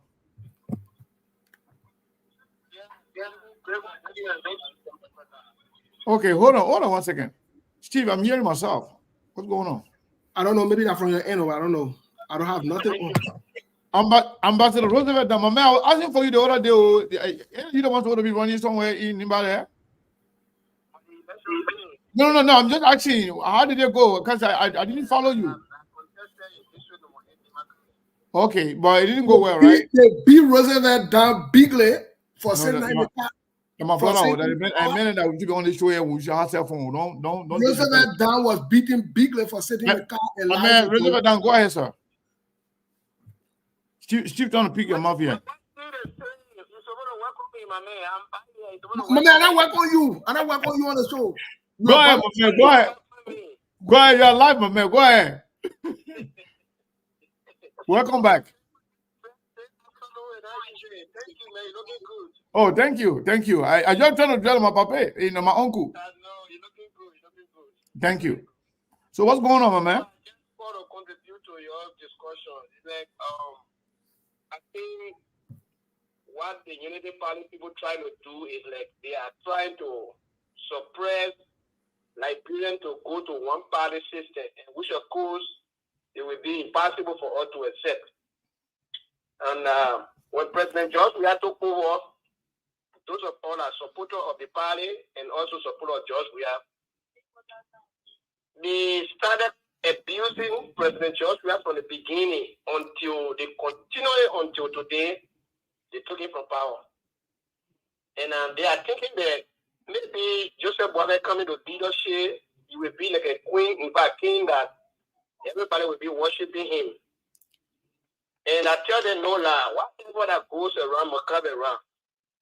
The same way they begin with abusing and every evil plan and propaganda that what we're going to use it against it. It's not going to be a joke. For me, I'm resting a little bit because I've been down there for a while. I will be back to buy on Facebook for them. And I know if they get new crossing power, let it put it in pass for me because for money I have the thick skin that I brought purposely for that. Whatever they said yesterday that George Weah was doing wrong, if we see them doing, we will keep talking about it, we will keep posting it. If we hide them, we will talk to them to do the right thing because somebody coming to leadership in Liberia is not because the party, it's for the Liberians. We need to be adequately represented. If you said yesterday, George, we are traveling a lot. If you take over, do not travel. You have to sit in Liberia. If President we are traveling, you take pictures. Yeah, but Mr. Ambassador Dam, man. But listen. Not to cut you off. Saying that you are ready for them, that's one thing. But you're not just going to get ready for them simply because you want to pay back. If they misstep, if they do the wrong thing, if they don't perform, if they don't do the Liberian people job, then everybody have the right to go after them. But I don't want you to say, you're planning for them simply because they criticize George Weah, and then you are just paying back. And even if they perform, you just want to pay back. I don't want it to look like that. No, I don't think you're getting me right. Okay. What I'm trying to say is this. If I say Sekou cannot eat, why should I eat? If I think that Sekou should not eat rice, why should I eat rice? So It is what I'm saying. Some of the things that they were critiquing Joe for was traveling. And as a president, if you don't go out, how can you meet other people? And picture. And the case that you have to for picture business too. That's true. Yeah, if you go out, if you don't show picture of where you're going, who is meeting, how will people believe that you are actually going to where you say you're going? Those are some of the things that they will get criticizing for no reason. Okay, I was in Liberia taking photos, telling you people that I was in a village.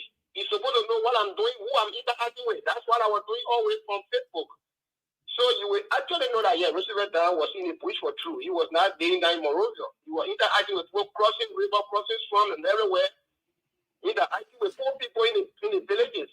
That's how you're supposed to do it. But all of these things, they were criticizing those things. So now, it is their time. They should not go out to take pictures. They should just keep quiet and come by home. So if they do, when we post a picture of where their president going, or if our new president going, why would that help them? They're not supposed to be. They're supposed to accept us to do so that we know where the president is going, what kind of picture they're posting, who is interacting with, so all of us will know. So okay, speaking. People, when you talk about it, they will be so angry, they're fighting people. Yeah. One picture, you know how many people come follow when you shot me? So now speaking of a picture or photo, how proud are you to see this picture here where criminal Witherspoon is in the middle of the president and the first lady to be? You know, those were the first picture and the only picture that we have seen with his diplomatic engagement and meeting the Liberian people. So are you proud of that, to see our president-elect, you know, to be in the picture with Joseph Boakai and his wife? I mean, our president-elect with a criminal who's going to go to jail, you know, in a few weeks, you know, to be like look at this one.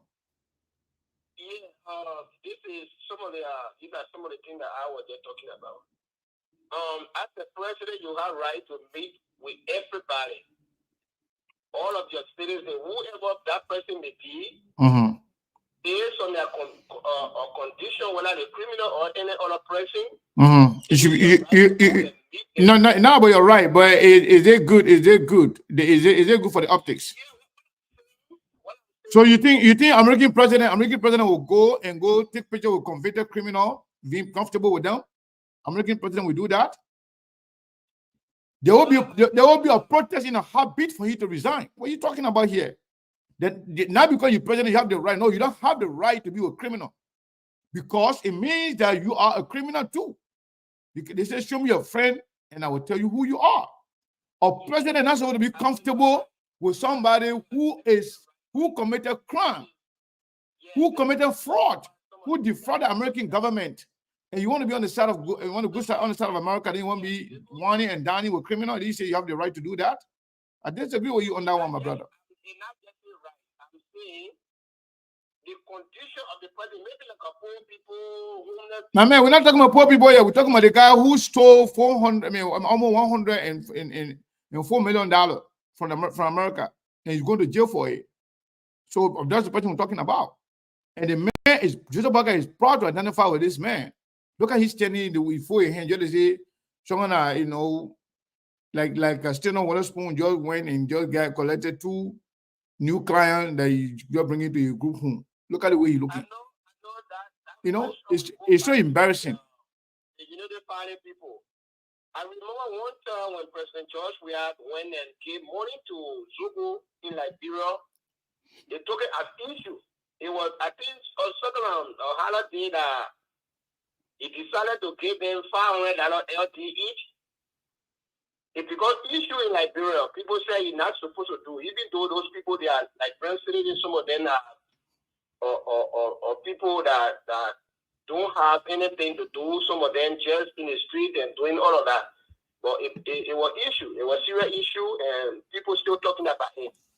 So if we see their president going somebody who is convicted, yeah, it is a good story to dig deeper. Why is it that he's doing that? Why you want to prove? But we know we already know, because he was on the payroll for months. I got a quick question for Ambassador Roosevelt down. Yeah. Ambassador Roosevelt down. Yeah. My man, I can't let him go. No, I got a question for him. Go ahead. Are you there? Yeah, he's there. Yeah. So, Ambassador Roosevelt down. Let's keep all factor constant and see that hypothetically George Weah does not run 2029. Who is your second choice you might want to support? Well, I think it is still too early for us to decide that. Because typical politicians are not actually getting their way through power this time. Any other person can emerge and become a choice for the people. So it is still too early for me to choose anybody and say this person is the person that we think will carry our party. But we leave that for now until we see how close time will come and decide who the people will be going towards that person before we all can decide. Because it is still too early. You saw what happened to Unity Party when it started all the up and downs, and later on they brought somebody in that was not even on the list. And today, that you are asking about, let's forget about the people leaning. Who you leaning towards if President George Weah is not in the picture? Now the question leader. The message too early, Steve. Oh, okay. Hey, I can tell that one, but when you say who the people leaning out there, I don't know what you're talking. Okay, no problem. We'll continue to follow you. Tomorrow, what will I say? Choose who? For what thing? For president? No, I'm just asking. I said for what? You just fucking Nimba massively. Where you going? My man, Nimba brother. So let's go for the one thing. Let's go for that. Okay, no problem, man. So I follow your stuff. Let's take the next caller, bro. Roosevelt down the billion in my billion. Leave my brother alone. Yeah, so caller, what is your name and where you calling from? Yeah, thank you, Sekou and Steve. This is Territory Lion Raccoon. I'm calling from Fargo, North Dakota. Go ahead. So the thing is that what is on your mind, right? Yes, sir. Yeah, actually, there are a couple of things in my mind. But you get some noise behind you, my man. Somebody talking behind you there. That's kind of disturbing. The show. Yeah. The television. Oh, but how will you call on and you have a television on, my man? Lower the volume, please. You see, we're hearing that moaning yourself. Yeah. So go ahead. That's okay now, right? Yeah. Much better. Let me applaud the CDC party, the political party, for being mature, for being conservative, based on our models operandis, how we operate. Those people castigate us, but we always prove that we are peaceful people, we got a peaceful nature. From the root of our state bearer, President George Weah. We are people who exhibit the reality. We listen to our leaders. We're angry of the results and we say free, discomfort. But we respect the decision of our political leader and we're happy with the decision. And we know that we prepare ourselves for another great journey. But the other parties use lies to hypnotize the Liberian people, lie to the people, and the government elected government that working. Okay. But Liberians will have to exhibit the reality that our stand-up bearer, President George Weah, will set the trajectory for Liberia to be on the map in Africa, in the world, where true democracy will be proven. Reconciliation will have to reunite because of Mama Liberia. But we can still put the pressure on the government, we will have to write to history. My brother, thank you. Thank you so much. Thank you. Yeah, sometimes, you know, if you don't put some energy in your, you know, in your voice, sometimes it kind of like, you know, turn me off, kind of kill the spirit. I let the people to be really fired up and ready to talk. Hello? Hello, caller. What is your name and where are you calling from? Hi, my name is Prince Marshall from Maryland. Prince Masakwe? Yes. Go ahead. How are you doing today? I'm doing okay. As you can see, me and my uncle, you know, chilling here. Okay. That's wonderful. I mean, I just called to really let you know that, you know, what you guys are trying to do. I mean, you're trying really hard. This is going to be a really tough time for you guys. It's hard for you to accept that JMB is your president, which you vehemently deny that he was not going to be president of Liberia. Don't have the number, according to you. That what his name is, Kumi has a number. He was going to be the president. So I know your problem. I know what you guys are going through, but that's okay. You know, we're doing just fine. JMB is doing very well. And you have tried so many times that to know where JMB is. I know Coach is trying to calling everybody where JMB. You will never know where JMB is. And I can tell you that JMB is not in Rhode Island. I can tell you that for a fact. Okay. Yeah, so all what you've been saying about JMB, they are all lies. They have no clue. You don't know, and you never know JMB location on TV. Okay. Thank you so much. I appreciate it. All right, thank you. Yeah, but wait, before you go to Masakwe, now you just talk about Sekou and how Sekou don't know how we are lying, this and that. But do you think the Liberian people care to know too what JMB is, or they don't owe anything to Liberian people as well? Now when Sekou now. Okay. So when are you gonna, you know, when are you gonna speak to the Liberian people? My man, you just one of the people platoon. You just come on Facebook. You talk. Nobody know you in the Unity Party. JB don't know you. Nobody around JB know you. Nobody care about you. You just there running your mouth, you know, making yourself happy. But it's okay. Thank you so much, my man. My man, you're making yourself happy, my man. I know you, man. You just running that mouth.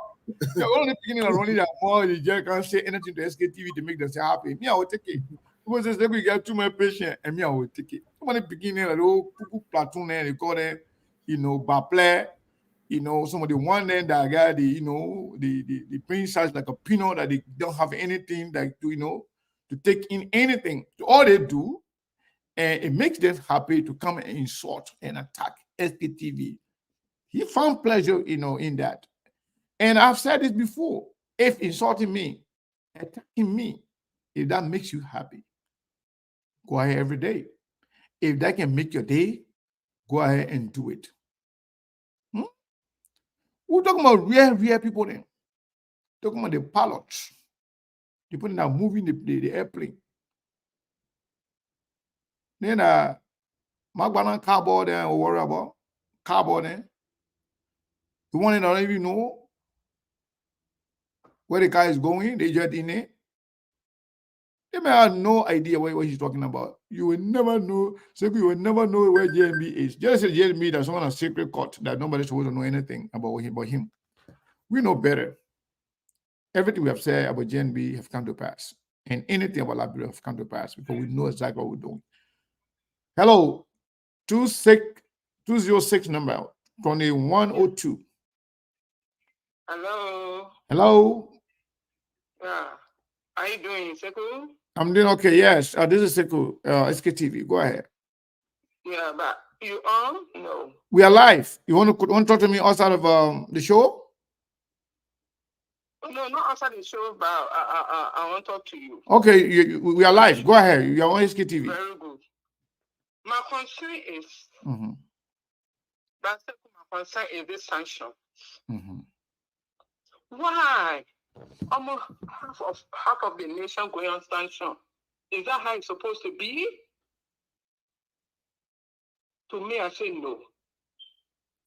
You know, the people that bring in sanction, they say America that bring in sanction. Where were they? Where were they when Noka was totally empty by Boakai Sharif government and the president's son empty the whole Noka? Is it Boakai Sharif? I mean, Ellie Salif, right? Boakai Sharif government. Who is Boakai Sharif? She means Boakai and Salif. Oh, Boakai Salif. Okay, so it should be Salif and Boakai government because Salif was the president. Yeah, but Boakai was working with us. He was the vice. Okay. President. Yeah, I got you. The vice president when it took place. I got you. Yeah. Okay. The president. And then was the president. And Noka, the president's son, empty the whole Noka. Yeah. So where was America? They didn't talk. Oh, okay. So they didn't talk that time. Noka, that kind of big oil company. And on and on and on. So many. Down to the finance minister. And why they didn't talk? So KTV and one certain whatever sponsor on certain show I witnessed that day. That they will make sure they dismantle and CDC that CDC will never resurrect. That was going on. So, but the United Party people they put the sanction on the people then though. Just. It's not United Party, but sometimes say they will make sure they dismantle. But how's he not going to dismantle the people? Then he's going to be in jail that time. How is he going to dismantle the people? Yeah, because the Liberian people, they gravitate towards criminals. Unfortunately, that's what's happening. So the thing is, even the president who is elected stay in bed with the criminals. So what do you expect? So my sister, anything he wants to say, and it may come to pass because that's the kind of people the Liberian people like. So let me say something to my sister. So nothing wrong with that. Let me say something to you, sister. Yeah, but there's nothing we can do about it, my sister. My sister, let me say something to you. Still want to say something to you? Let me.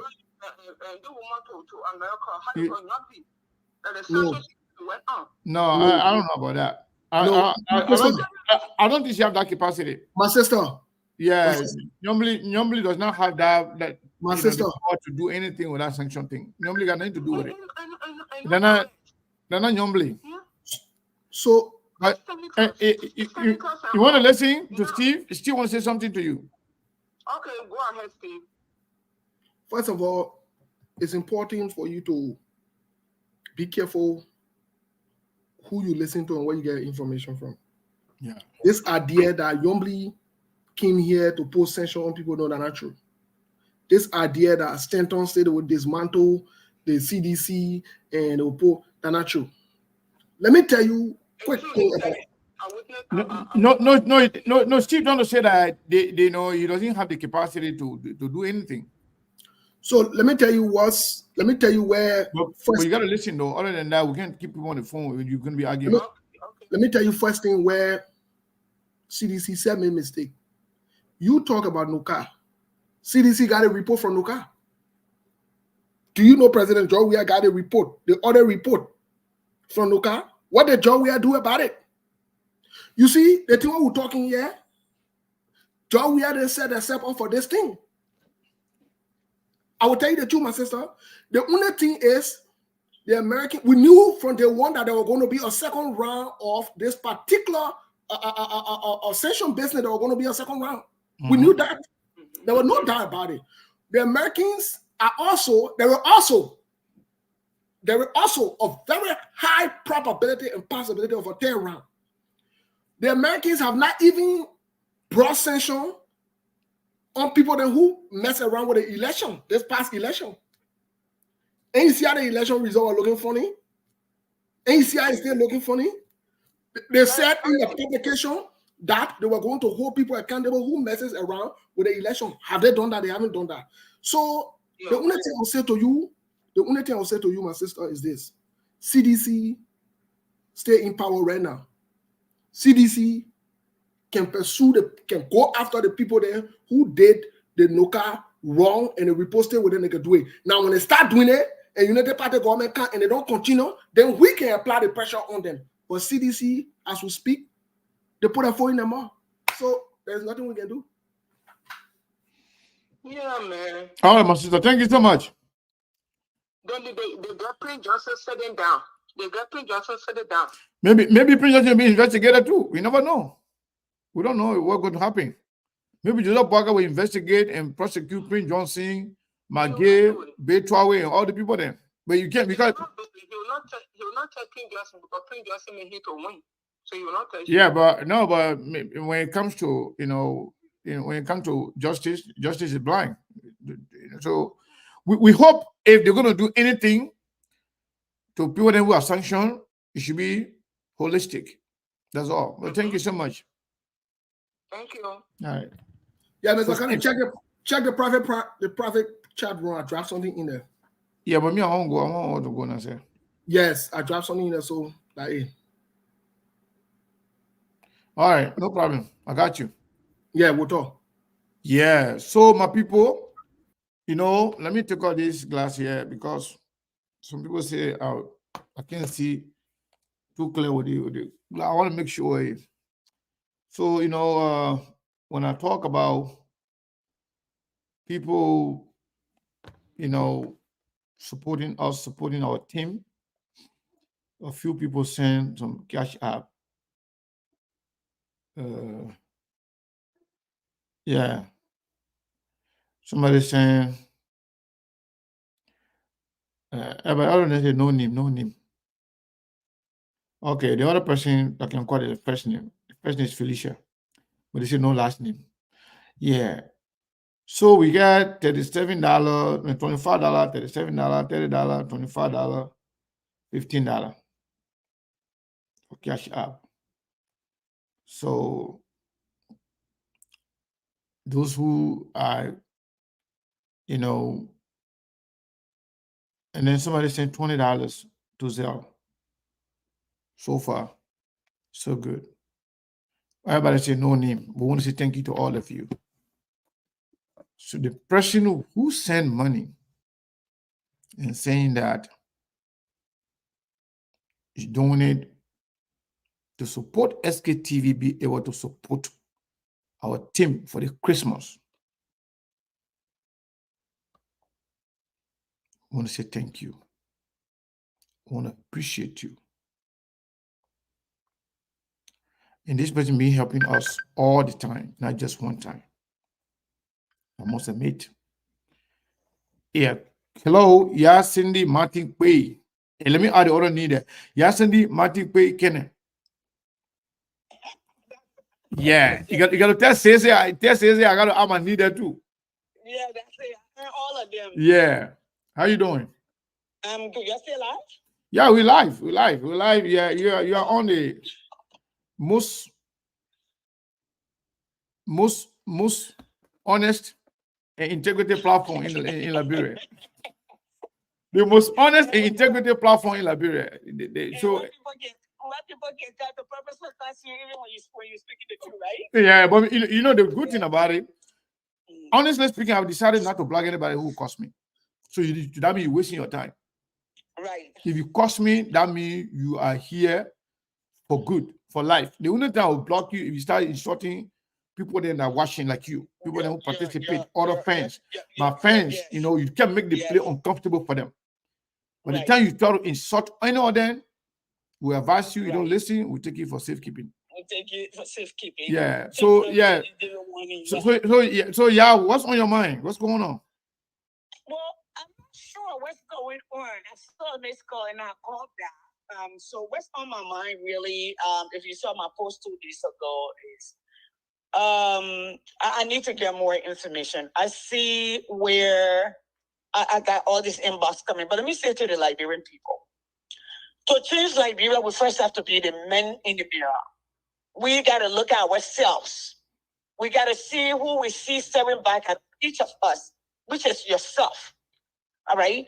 I see people all over the place insulting and calling people names and telling. Listen, for me, Sekou, personally, I've never been in government, never worked for government in Liberia. My family never did that, or my mom or my dad. Let me just be correct on this one. So, being opposition, that's what advocates do. You do right, we support you. You do wrong, we call you back. And with the emerging of social media with people like you, who you always added your voice because you were in all of this lip surf in the chat room. Yep. People people don't understand we go way back. The thing all of a sudden Facebook came to be, and all of a sudden we're part of a big platform. No, we've been here. You just seen us. So I tell people the phone number that I got. I have the same phone number since 1994. It has not changed. I don't change it. My email is Hotmail. I had it since the early 2000, maybe not 2000, the early 1990, 92, 93. Never changed. Until Google came to be. So the point I'm making is consistency. Yep, it's important. We elected a president. Okay? Whether I supported him or not, the majority, according to the data and statistics that came out, said we elected a president. As such, he becomes all of our president. As such, he is answerable to us. Listen, our Constitution says we, the people, and democracy, like we're looking at democracy, all right, it's indirect democracy, all right, which means we elect the people to represent us, to work for us, to work on our behalf. The day that we have signed the executive order, this president-elect and the vice president-elect became ward of the state. We provided security for them. We gave them cars. I know you were celebrating. We gave them security details. We gave them a budget to manage them, to take care of their well-being until they ascend. At this point, though, Sekou, we were told, all right, that we were in the eye of the storm, that we were dying. Great. And we brought somebody to rescue us. So why the president not talking to us? Are we going to have another George Weah moment? Listen, some of us are prepared for 6 years. I'm even prepared for the rest of my life, to tell you the truth. Because sooner or later, when I retire, I will have more all the time on my hand. So we need to know, because the people we elected becomes our responsibility, and they're also answerable to us. They are our leader. We're looking up to them. We need to know. Why is that a problem? Why, like when people have you said, while we're talking all of this tribal stuff, listen, if everybody start calling me, I call you my husband. The next person, I call them my cousin. The next person, I call them my uncle. We're not ready to build Liberia. Because you know why? People from Nimba country were in majority. So if we now come back and do what you're doing, all right, then Liberia will not move forward. But to force Liberia forward, for everyone to benefit, all of us as Liberians must first consider ourselves Liberian first and hold our leader accountable. If we don't do that, you all will be thinking, you all regret, you all will become, in fact, just as we are, a dancing nation. A nation that watched its children perish. Sekou, we just saw a young woman beating like a person, backslash. People grab her private part and put their hand inside of her to put pepper inside of her. Don't talk about all on it. But that's true. Yeah, it happened, but sometimes you have to say. The thing is live. I know, but that's what I'm saying. That's why I couldn't even watch the video to the end. So, okay, all people are crazy. In that country, then we saw another one where a young man, his only crime was he associated himself with different political parties. He wore a party uniform and was beating until that beating killed him. And we keep quiet. So then, that's what's on my mind. Who are we? Where are we going? Yeah. Crazy. That's all on my mind. Hopefully, a line with what you're talking about today. No. Everything, everything you said is correct, because it's all about Liberia. When we say what's on your mind, you can speak your mind on any issue. But the thing is, our people, like you said, we should be ready to stand up. Yes. We should be ready to stand up to the bullies. We should be ready to stand up to the killers. We should be ready to confront the liars and deceptive characters, especially the ones that are about to assume power. Yes. You know, what is funny is that for somebody to think that bullying people, insulting people, attacking people, disrespecting people will save you as opposed to doing the right thing. All you need to do, just do what is right, and don't worry not about people who are going to criticize you, because you know what, your job, your work will speak for itself. Sekou, may I say something really quickly? Go ahead. You know, for 6 years we thought we had this, and he called us enemy of the state, and we were telling him, we're here for our country, we want you to do what is right. I think it was yesterday on the Julia John show, when a lot of people were calling and saying the new government, and this is hearsay, I heard on the radio, people calling, their job is, or they're planning to make sure they bully and discredit people on social media or the news network. Look, Liberian people need to understand, nowhere in the world they have worked. Even for the people to bring us the Bible, okay? I think it's called the Gutenberg Press was the first when the Catholic people ruled the church and kept the Bible to themselves. That was the only reason our story got out. Today, everybody got Bible in their hand. So if you want to battle social media, you want to battle the press, and you're not going to focus on what you're going to do right, we're going to be here. And you know what? And these people are starting just like CDC started. They'll honor people posts and insulting people. They'll honor people posts and faking. You know, I'm going to say this really quickly. All right? Sekou, how you get our president in the same shirt, okay, all over the place. Listen, we don't need to lie to each other anymore. Let's work together. Let's build the Liberia that we all envision. I saw Samuel Toure yesterday, sweating, literally crying for his daughter. Samuel Toure is a policy maker. He's in charge of development, projecting what kind of future he wants for Liberia. But he packed on his child and bring his daughter to Liberia. American people say, we'll put this sanction on you and your wife and all of your family. He literally crying. Okay? So maybe we can learn from this. We can learn from where we've been with these people. But the cat is out of the bag. We're not going back. We're going to stand up to them. I'm ready for the fight, Sekou. So I stand with you. Thank you.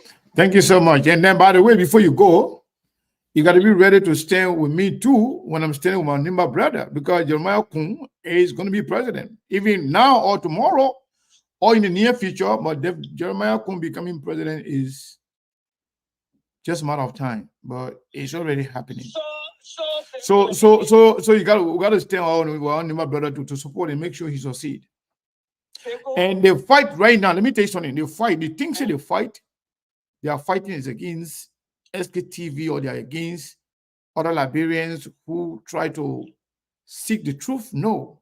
Their fight is to live, to traffic in consistent denial that Joseph Boakai could potentially be incapacitated, which will render Jeremiah Kun the presidency legally.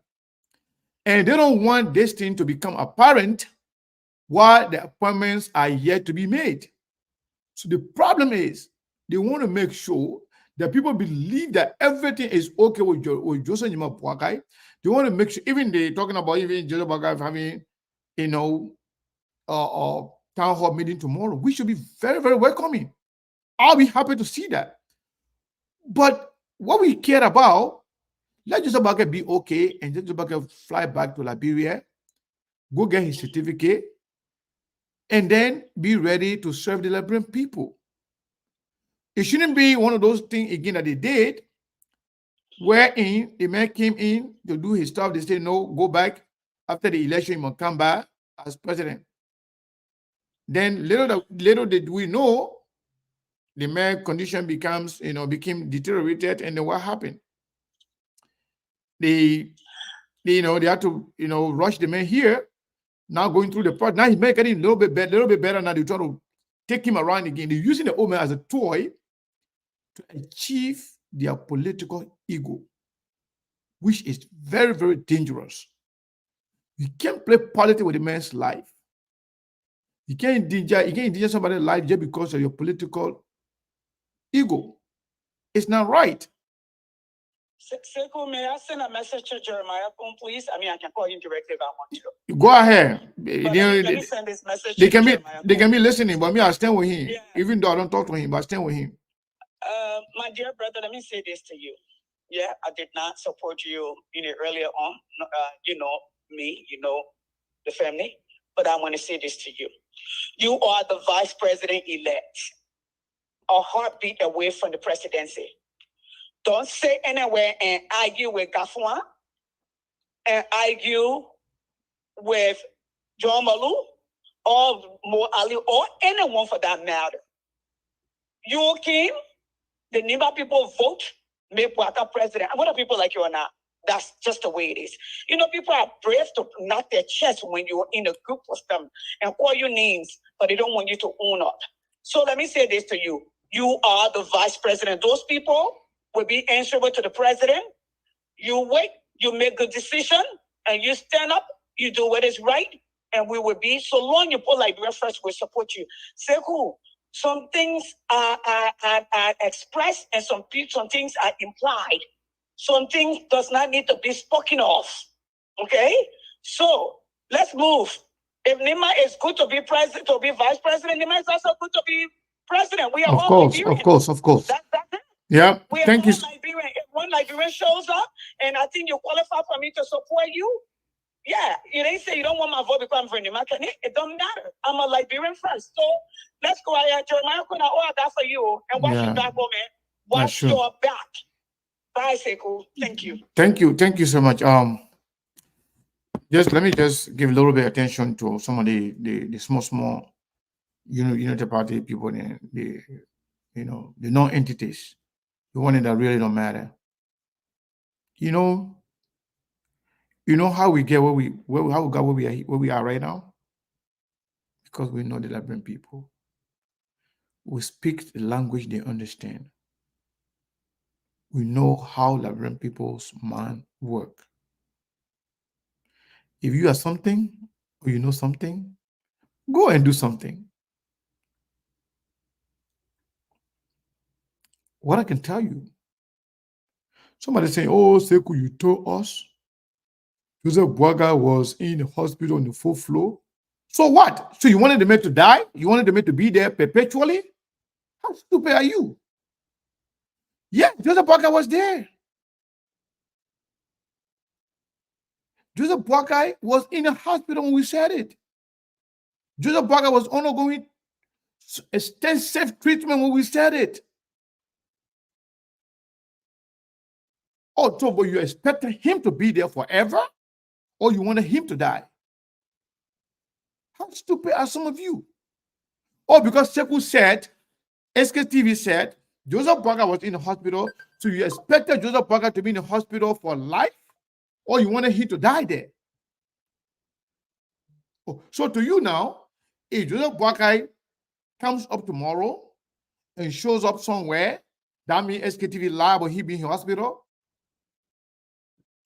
You must be insane. You know, that's why I said to some of you guys, some of you can say you're intelligent, you think you are educated, but sometimes some people get degree, but they're not educated. Sometimes their thinking faculty is not right. Sometimes they lack critical thinking, or they didn't do critical analysis in school. In as much as I love Joseph Boakai, in as much as I want to see him faith, I want to see him correct. Joseph Boakai being in Joseph Boakai, look at the other one here. I just answer the phone. You're talking, not even paying attention. You're not even up here. Just hold the line. Nobody hearing you right now. So just hold the line. Let me finish talking what I'm talking, then I will pull you through. Just talking. So Joseph Boakai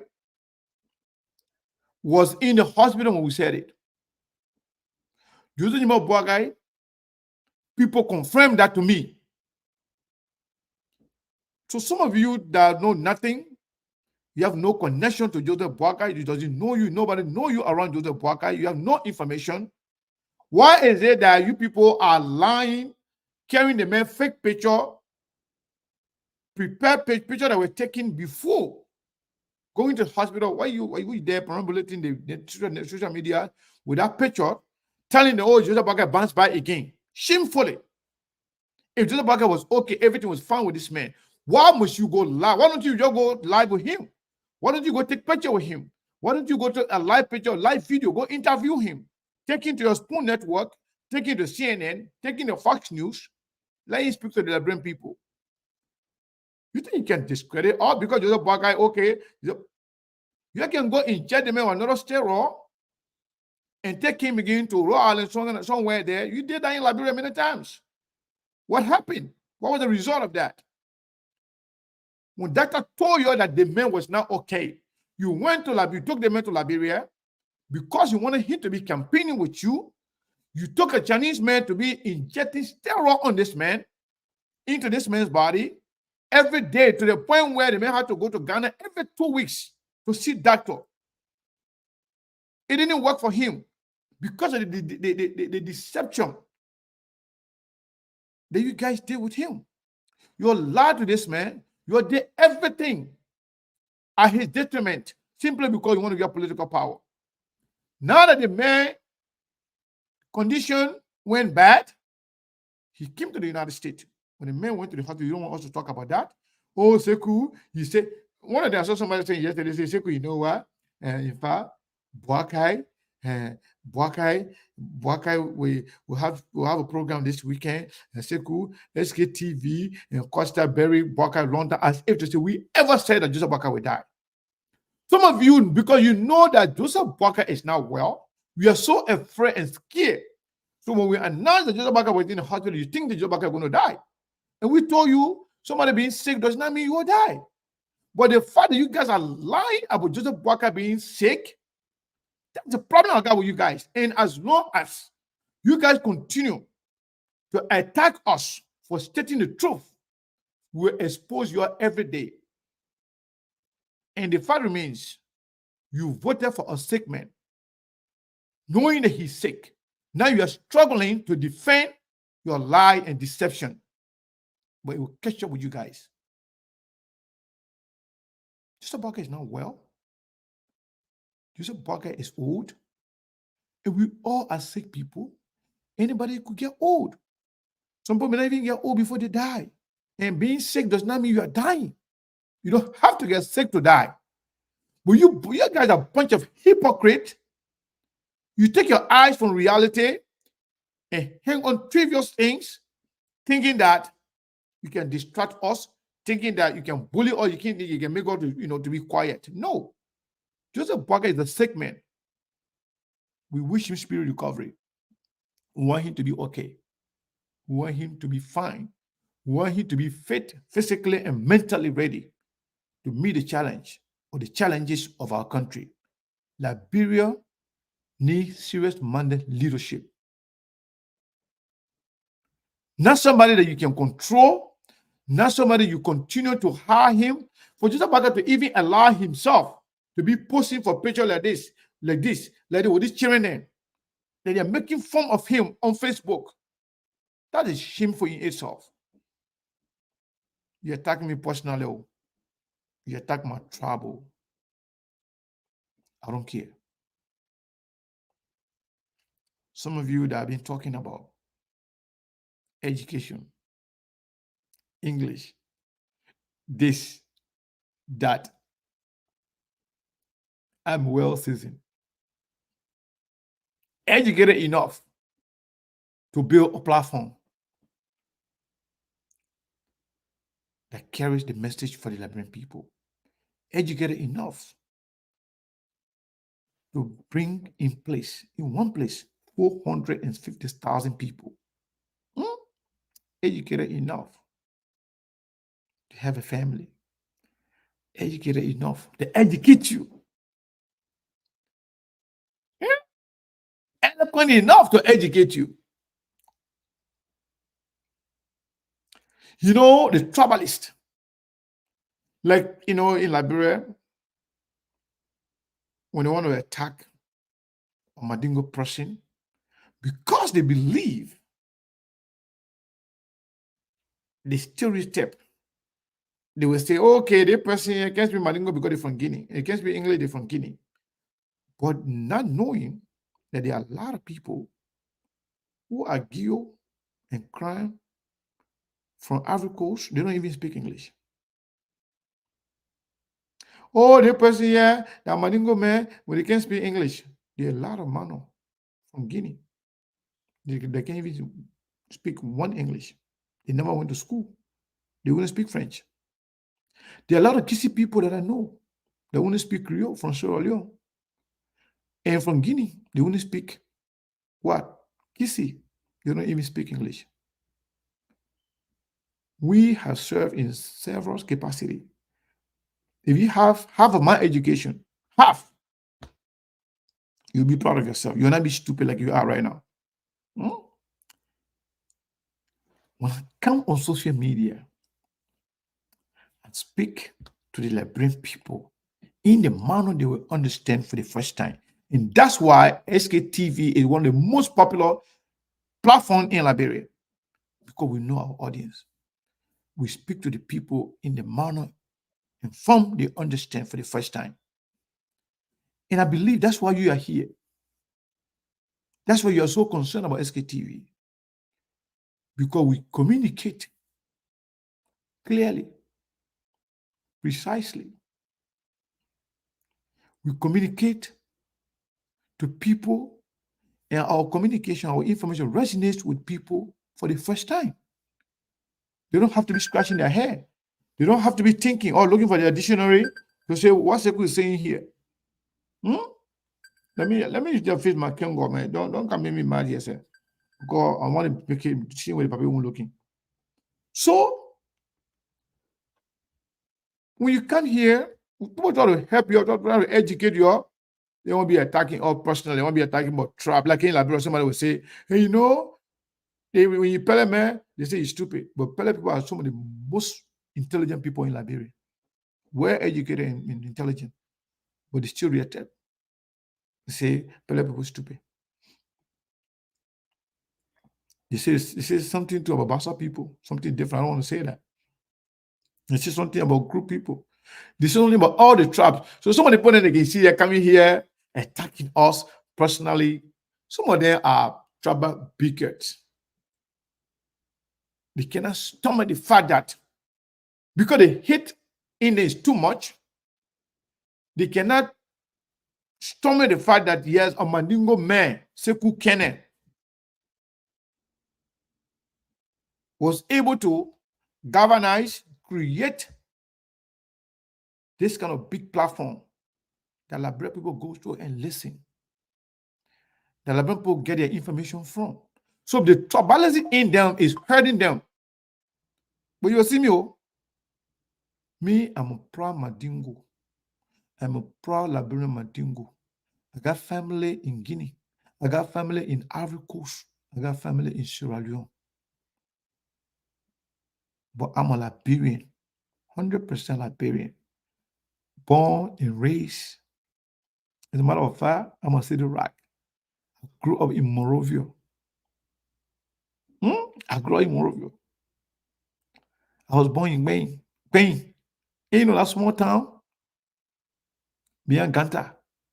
Ganta, that our beast market that we used to go. We used to walk sometime just to go to Ganta. And I went to Morovia when I was very young. There where I grew up. There where I went to school. That's why I'm connected to all your so-called security BB people in Liberia. I've served my country diligently.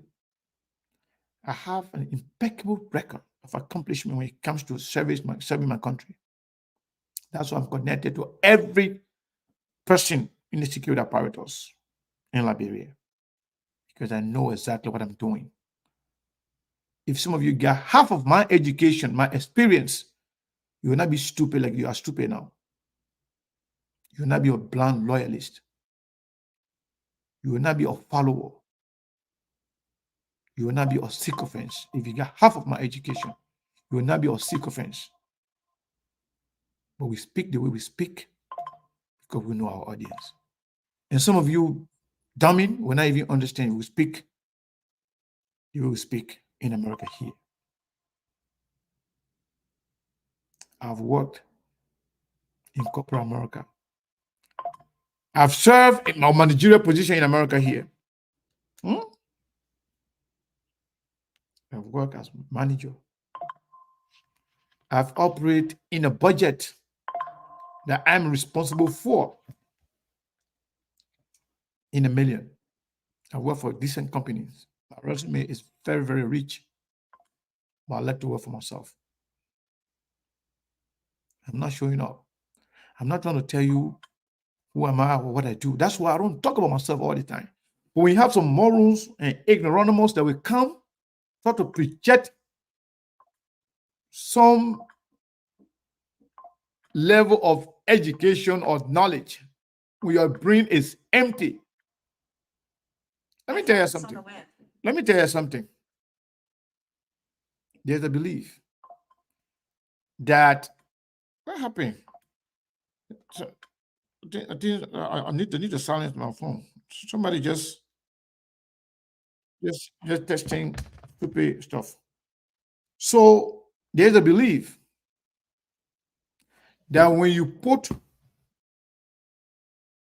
a full drum and an empty drum, you roll them, you can hear the empty drum sounding louder than a full drum. The empty drum will be like, everybody will be hearing empty drum, right? The drum that is filled full to capacity, you hear it be cruising, rolling with no noise, nothing. Anybody going around talking about education, talking about their certification or degree, those are the less educated people. They want their mouth. They want to use their mouth to tell people they are educated. When you are educated, you don't have to say it. Your action will show that you're educated. Your doing, your behavior, the way you behave, the way you talk. If you're educated, you will not be stupid and a blind loyalist. Educated people are not blind loyalists. Educated people, they can think for themselves. They can make decisions for themselves. They can read between the lines. They don't follow any stupid thing. But the fact that you say you are educated, but you are following all kinds of stupid things on social media, that means you are not educated. If you are educated, you cannot differentiate Joseph Boakai picture before going to hospital, and people giving you those pictures that these pictures were taken today, and you fought for that. You say you are educated. You are an educated fool. You are not even educated. You are a dummy. I'm just being honest with you guys. Sometimes I don't like to blow my own trumpet, but I'm knowledgeable religiously. I know my religion. I'm a student of Islam. Let me just tell you that. And I've been around politics. I know politics very, very well. And I'm very much connected when it comes to politics. So some of you that come here trying to demonize, trying to talk about my tribe, trying to talk about my religion, this, that, I don't care. You will live with this. You're jealous because you are a trouble bigot. You cannot turn with the fact that Omadingo man Seku Kene having this kind of platform and speaking in this manner when it comes to Liberian politics. You cannot stomach that because you're a trouble bigot. But you got me. You got to deal with me. There's nothing you can do about it. You think I don't know? You think I don't know some of you are using politics to vent out your trouble slurs? You think I don't know? I know. Some of you using politics just to act like, you know, they make me speak good English. Come on, man. I can teach your parents. If you and your parent, your entire generation got half of my education, you will not be stupid. You will not be a follower. You will not be a blind loyalist. You will not be a troublist in the first place. If you are educated, you will not be a troublist. You will treat people based on the content of their character, their accomplishment. You will admire good people. You will not fall for all kinds of stupidity. But you are limited. You are uneducated. Or if you are educated, you are a bunch of educated fools. If your education cannot benefit you to elevate your level of thinking, to make you a critical thinker, for you to be able to distinguish between wrongs and right, for you to be able to see things from distance, then you are not educated, or you are an educated fool. Educated people, they don't blow their own trumpet. Their action,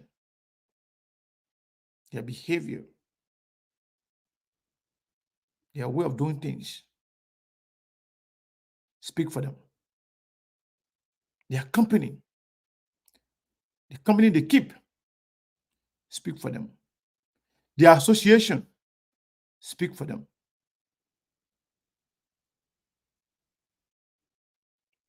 Educated people are not petty. Educated people are not petty. They overlook everything. They overlook everybody. Educated people don't go personal. They speak to issue. They discuss issue. But empty minds discuss people. When you come to discuss politics, argue with me based on issue. Argue with the facts. Provide the alternative. Debunk or refute everything I will say. But attacking me personally based on my tribe, thinking that when you insert those tribal slurs, you're going to discourage me? You are joking. In fact, I've told you guys, time without number, the more you attack me, the more you go for my tribe. I saw one of them talking, Mandingo people are mad at you because you're going against Joseph Boakai. You're talking about Joseph Boakai's sickness. Come on, man. Sam, you are a damn tribalist, and I know you. You are a follower of Joseph Boakai, who is the ringleader for all tribalists in Liberia. We know that. Yes, indeed, there are Mandingo that support Joseph Boakai. That is not secret. There are Mandingo that want job from Joseph Boakai. There are Mandingo that support Joseph Boakai simply because they are local Mandingo, some of them. I don't go into politics for tribe. I care less about tribe. If I'm going to be running politics based on tribe, I could have been in the vanguard of campaigning for ACO, because ACO is predominantly Mandingo, Muslim. I don't go for tribe when it comes to politics. So you're saying your Mandingo people getting mad at you. Why must you mention Mandingo in the first place? Because you are a tribalist. You are a tribal bigot, thinking that when you mention Mandingo, that will win you sympathy. And let me tell you, we have new Liberia. We have new Liberia. Today is a different day. Right now, Liberia is on the right trajectory when it comes to people accepting each other. If you look at FKTV, most of my major critics Most of the people that attack me directly, personally, majority are Mandingos. And I know why. If you are nobody cares about you. There are people that jealous me. There are people that are defeated in our community politics. They never like me for life. They're going to hate me for life. I don't care about them. When they see me, they want to prostrate to me. They want to worship me. But they will go on social media and talk nonsense about me. I care less about them. This is just a minute portion of our community. But vast majority of the Mandingo people respect me and support me and listen to me.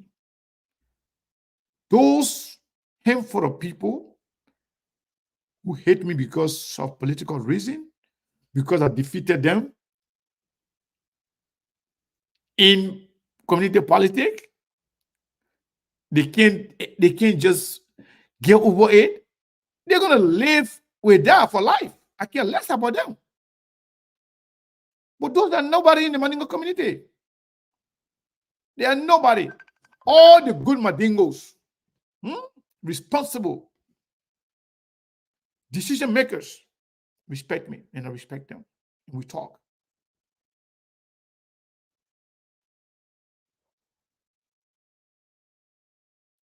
You know, sometimes I don't like to talk a lot about myself, about my community. Because I don't want the Mandingo tribe to be the subject of any discussion. Because I don't believe in tribalism. But there are some tribal bigots who just can't stand Sekou, to see a Sekou Kene having such a big platform, a Mandingo man talking Liberian politics, a Mandingo man discussing Liberian politics, a Mandingo man having conversation with decision makers, kingmakers in Liberia. They cannot just tell me that. It hurt them. It pains them. So that's when you see them talking about education, English, that. Some of them, they cannot even debate with me intellectually. First, they don't have the education. They don't have the intellect. They don't have the experience. They don't have the technical know-how. They don't have the record. They are not even proud to debate publicly. They will either hide behind some stupid children or create fake accounts to attack us. But God give me something that I'm proud of. That I'm always thankful to God. God give me patience to listen to my enemy, to listen to my opponents, to read them, to analyze them, to know their plan, and respond to them adequately with no fear. To respond to them with clarity and precision and care less about their feeling. If you for me, I'm for you. If you support me, I support you. If you like me, I like you. You love me, I love you. You hate me, I hate you. Plain and simple. So when you see that I can come here all the time, every day, I will talk my Google thing and I will throw some bullet on Joseph Boakai and Joseph Boakai supporters because some of them are just hateful. Some of them are just hateful. It goes beyond this election. It goes beyond politics. They're just hateful.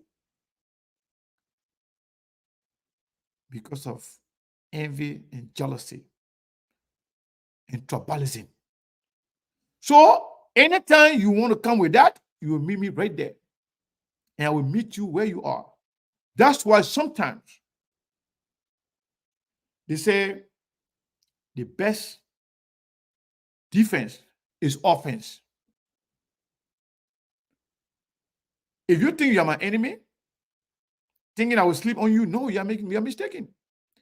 If you are my enemy, you prove to me that you hate me, I will take it to you. I'm not going to wait for you to come. I will be the first to throw the punch. As long as you are clear with your behavior and your attitude towards me, I will be the first to take it to you. It is called preemptive strike. That's what I do. I launch preemptive strike. I won't be the first to throw the stone. I won't be the first to hit you. For you to lose your mind, lose your consciousness. Before you recuperate from that, I'll give you another one again. If you want to come to discuss the issue, alhamdulillah, we discuss the issue. We focus on the issue. We discuss issue for what it is. You want to talk about Liberia? We will be there to talk about Liberia. You want to pray for Liberia? Let's pray for Liberia. You want to discuss development? Let's talk about development. You want to speak for policy? Let's talk policy. But if you want to leave all of that, just think that you can launch personal attack and disregard real things, you meet me right there. When the good people come, we'll talk the good things. When the serious people come, we'll talk about the serious thing. One of the things I can tell you in life, bullies, stupid people, they don't let patient people. They don't let scary people. They don't let good people who can say, you know what, let me let them be. No. They only respect people who can deal with them in kind. You hate me, I hate you. And again, for the one then that can always threaten, I will kill you, you will die, you will do this, you will do that. Let me tell you today, any of you threaten me to kill me, just make sure don't do it with your regular picture and your regular name. Let me repeat. If you openly threaten me or come in my inbox to say I will kill you, just make sure you're not doing it under your own name, on your regular picture, on your own picture. Like I told you, I believe in what is called preemptive strike. If you threaten to do something to me and I know you're in the process of doing it, so help you God. That's all I got to say, my people. I love you guys. I want to appreciate everybody for, always supporting SKTV. But don't be afraid. Don't be deterred. We are here to stay. SKTV is here to stay. Inshallah, hopefully we'll have our own radio station and TV station in Liberia in the future. In the not distant future, we have people that are willing to support SKTV. We have consistent followers. We have consistent supporters who are willing to support us. And we'll continue to do our best. So thank you so much, everybody. Thank you so much to all the good people and all the wicked and crazy and jealous people. You will continue to see us. Again, my name is Sekou Kene, a Madingome and a Muslim man, a Liberian who love Liberia, who want to see a better Liberia, who want to see Liberia like any other developed or developing nations around the world, who wants to see a corrupt-free Liberia, who wants to see Liberian or united Liberia. Anybody that will stand on our way or between Liberia, between me and Liberia, will take you out. I don't care who you are. If you think you own Liberia than me, you get me to contend with. Everybody, no exception. If you stand between us and Liberia, Liberia that we cherish, Liberia that we love, Liberia that we respect, Liberia that we want to see like any other country. Anybody want to stand between me and Liberia, I will take you out. Plain and simple. I thank you all. We'll be here again. And by the way, I love my friends, man. Miaja, you're one of the best. All of you guys. You know, I don't want to call names, but sometimes I just have to call some names, man. In as much as I've told most of our friends, supporters, not to fight anybody or defend me against anybody, but some of them, they can't just stand it. They can't stand to see some of these, goons and tribal bigots attacking people, making some statement. They will just have to respond to that. I've been seeing some of it on different network, on different platforms. Sometimes my name is called. I always go there to see what's happening, who's calling my name. But most of the time, it can be people defending me, fighting back on my behalf. I appreciate you guys. But trust me, don't worry, I don't think it can hurt me. I don't never think it will change me. No. The more they try to attack me, the more they try to demonize me or disrespect me, the more I am strong. They made me strong. And I love that. To be honest with you, I love them to put me on the defensive because I do well when I'm on the defensive. Yeah. But I appreciate you guys. You guys are the best. No, I'm not going to block you, Sam. I just call you for, I just call your name for who you are. You are a tribalist, and I'm okay with it. Maybe the longer you are here, the better you'll be. We blocked you before. But what I don't want, and let me tell you, not just you, Sam Pade, that's your name. Maybe you wanted some attention, I will give it to you. What I don't want, let's not reduce our conversation to tribalism. Let's not reduce our conversation to personal attack. Let's discuss the issue. If we report something about Joseph Boakai, if it's not true, come and provide the facts. We can't just say you lie, you are a liar, you this, you that. You don't have nothing to prove to support your argument. Don't come and just attack me because I'm reporting the fact to the Liberian people. You hate me for that, you insult me. That's the thing we don't want. But moving forward, I have said this. You can attack me all you want, insult me all you want. You go personal with me. If I think it's important for me to respond to you, to educate you and some of your liking, some of the people who are like you, of course, I will respond to you guys. If I don't deem it necessary to respond to you, I will let it pass. But do not attack any of my friends, followers, and well-wishers. Everybody that comes to this platform, everybody is protected. Everybody is protected. So if you don't attack our people, you want to attack me and my guys on the show, that's okay. Sometimes we'll handle it. If you go stupid to a certain level, we'll warn you.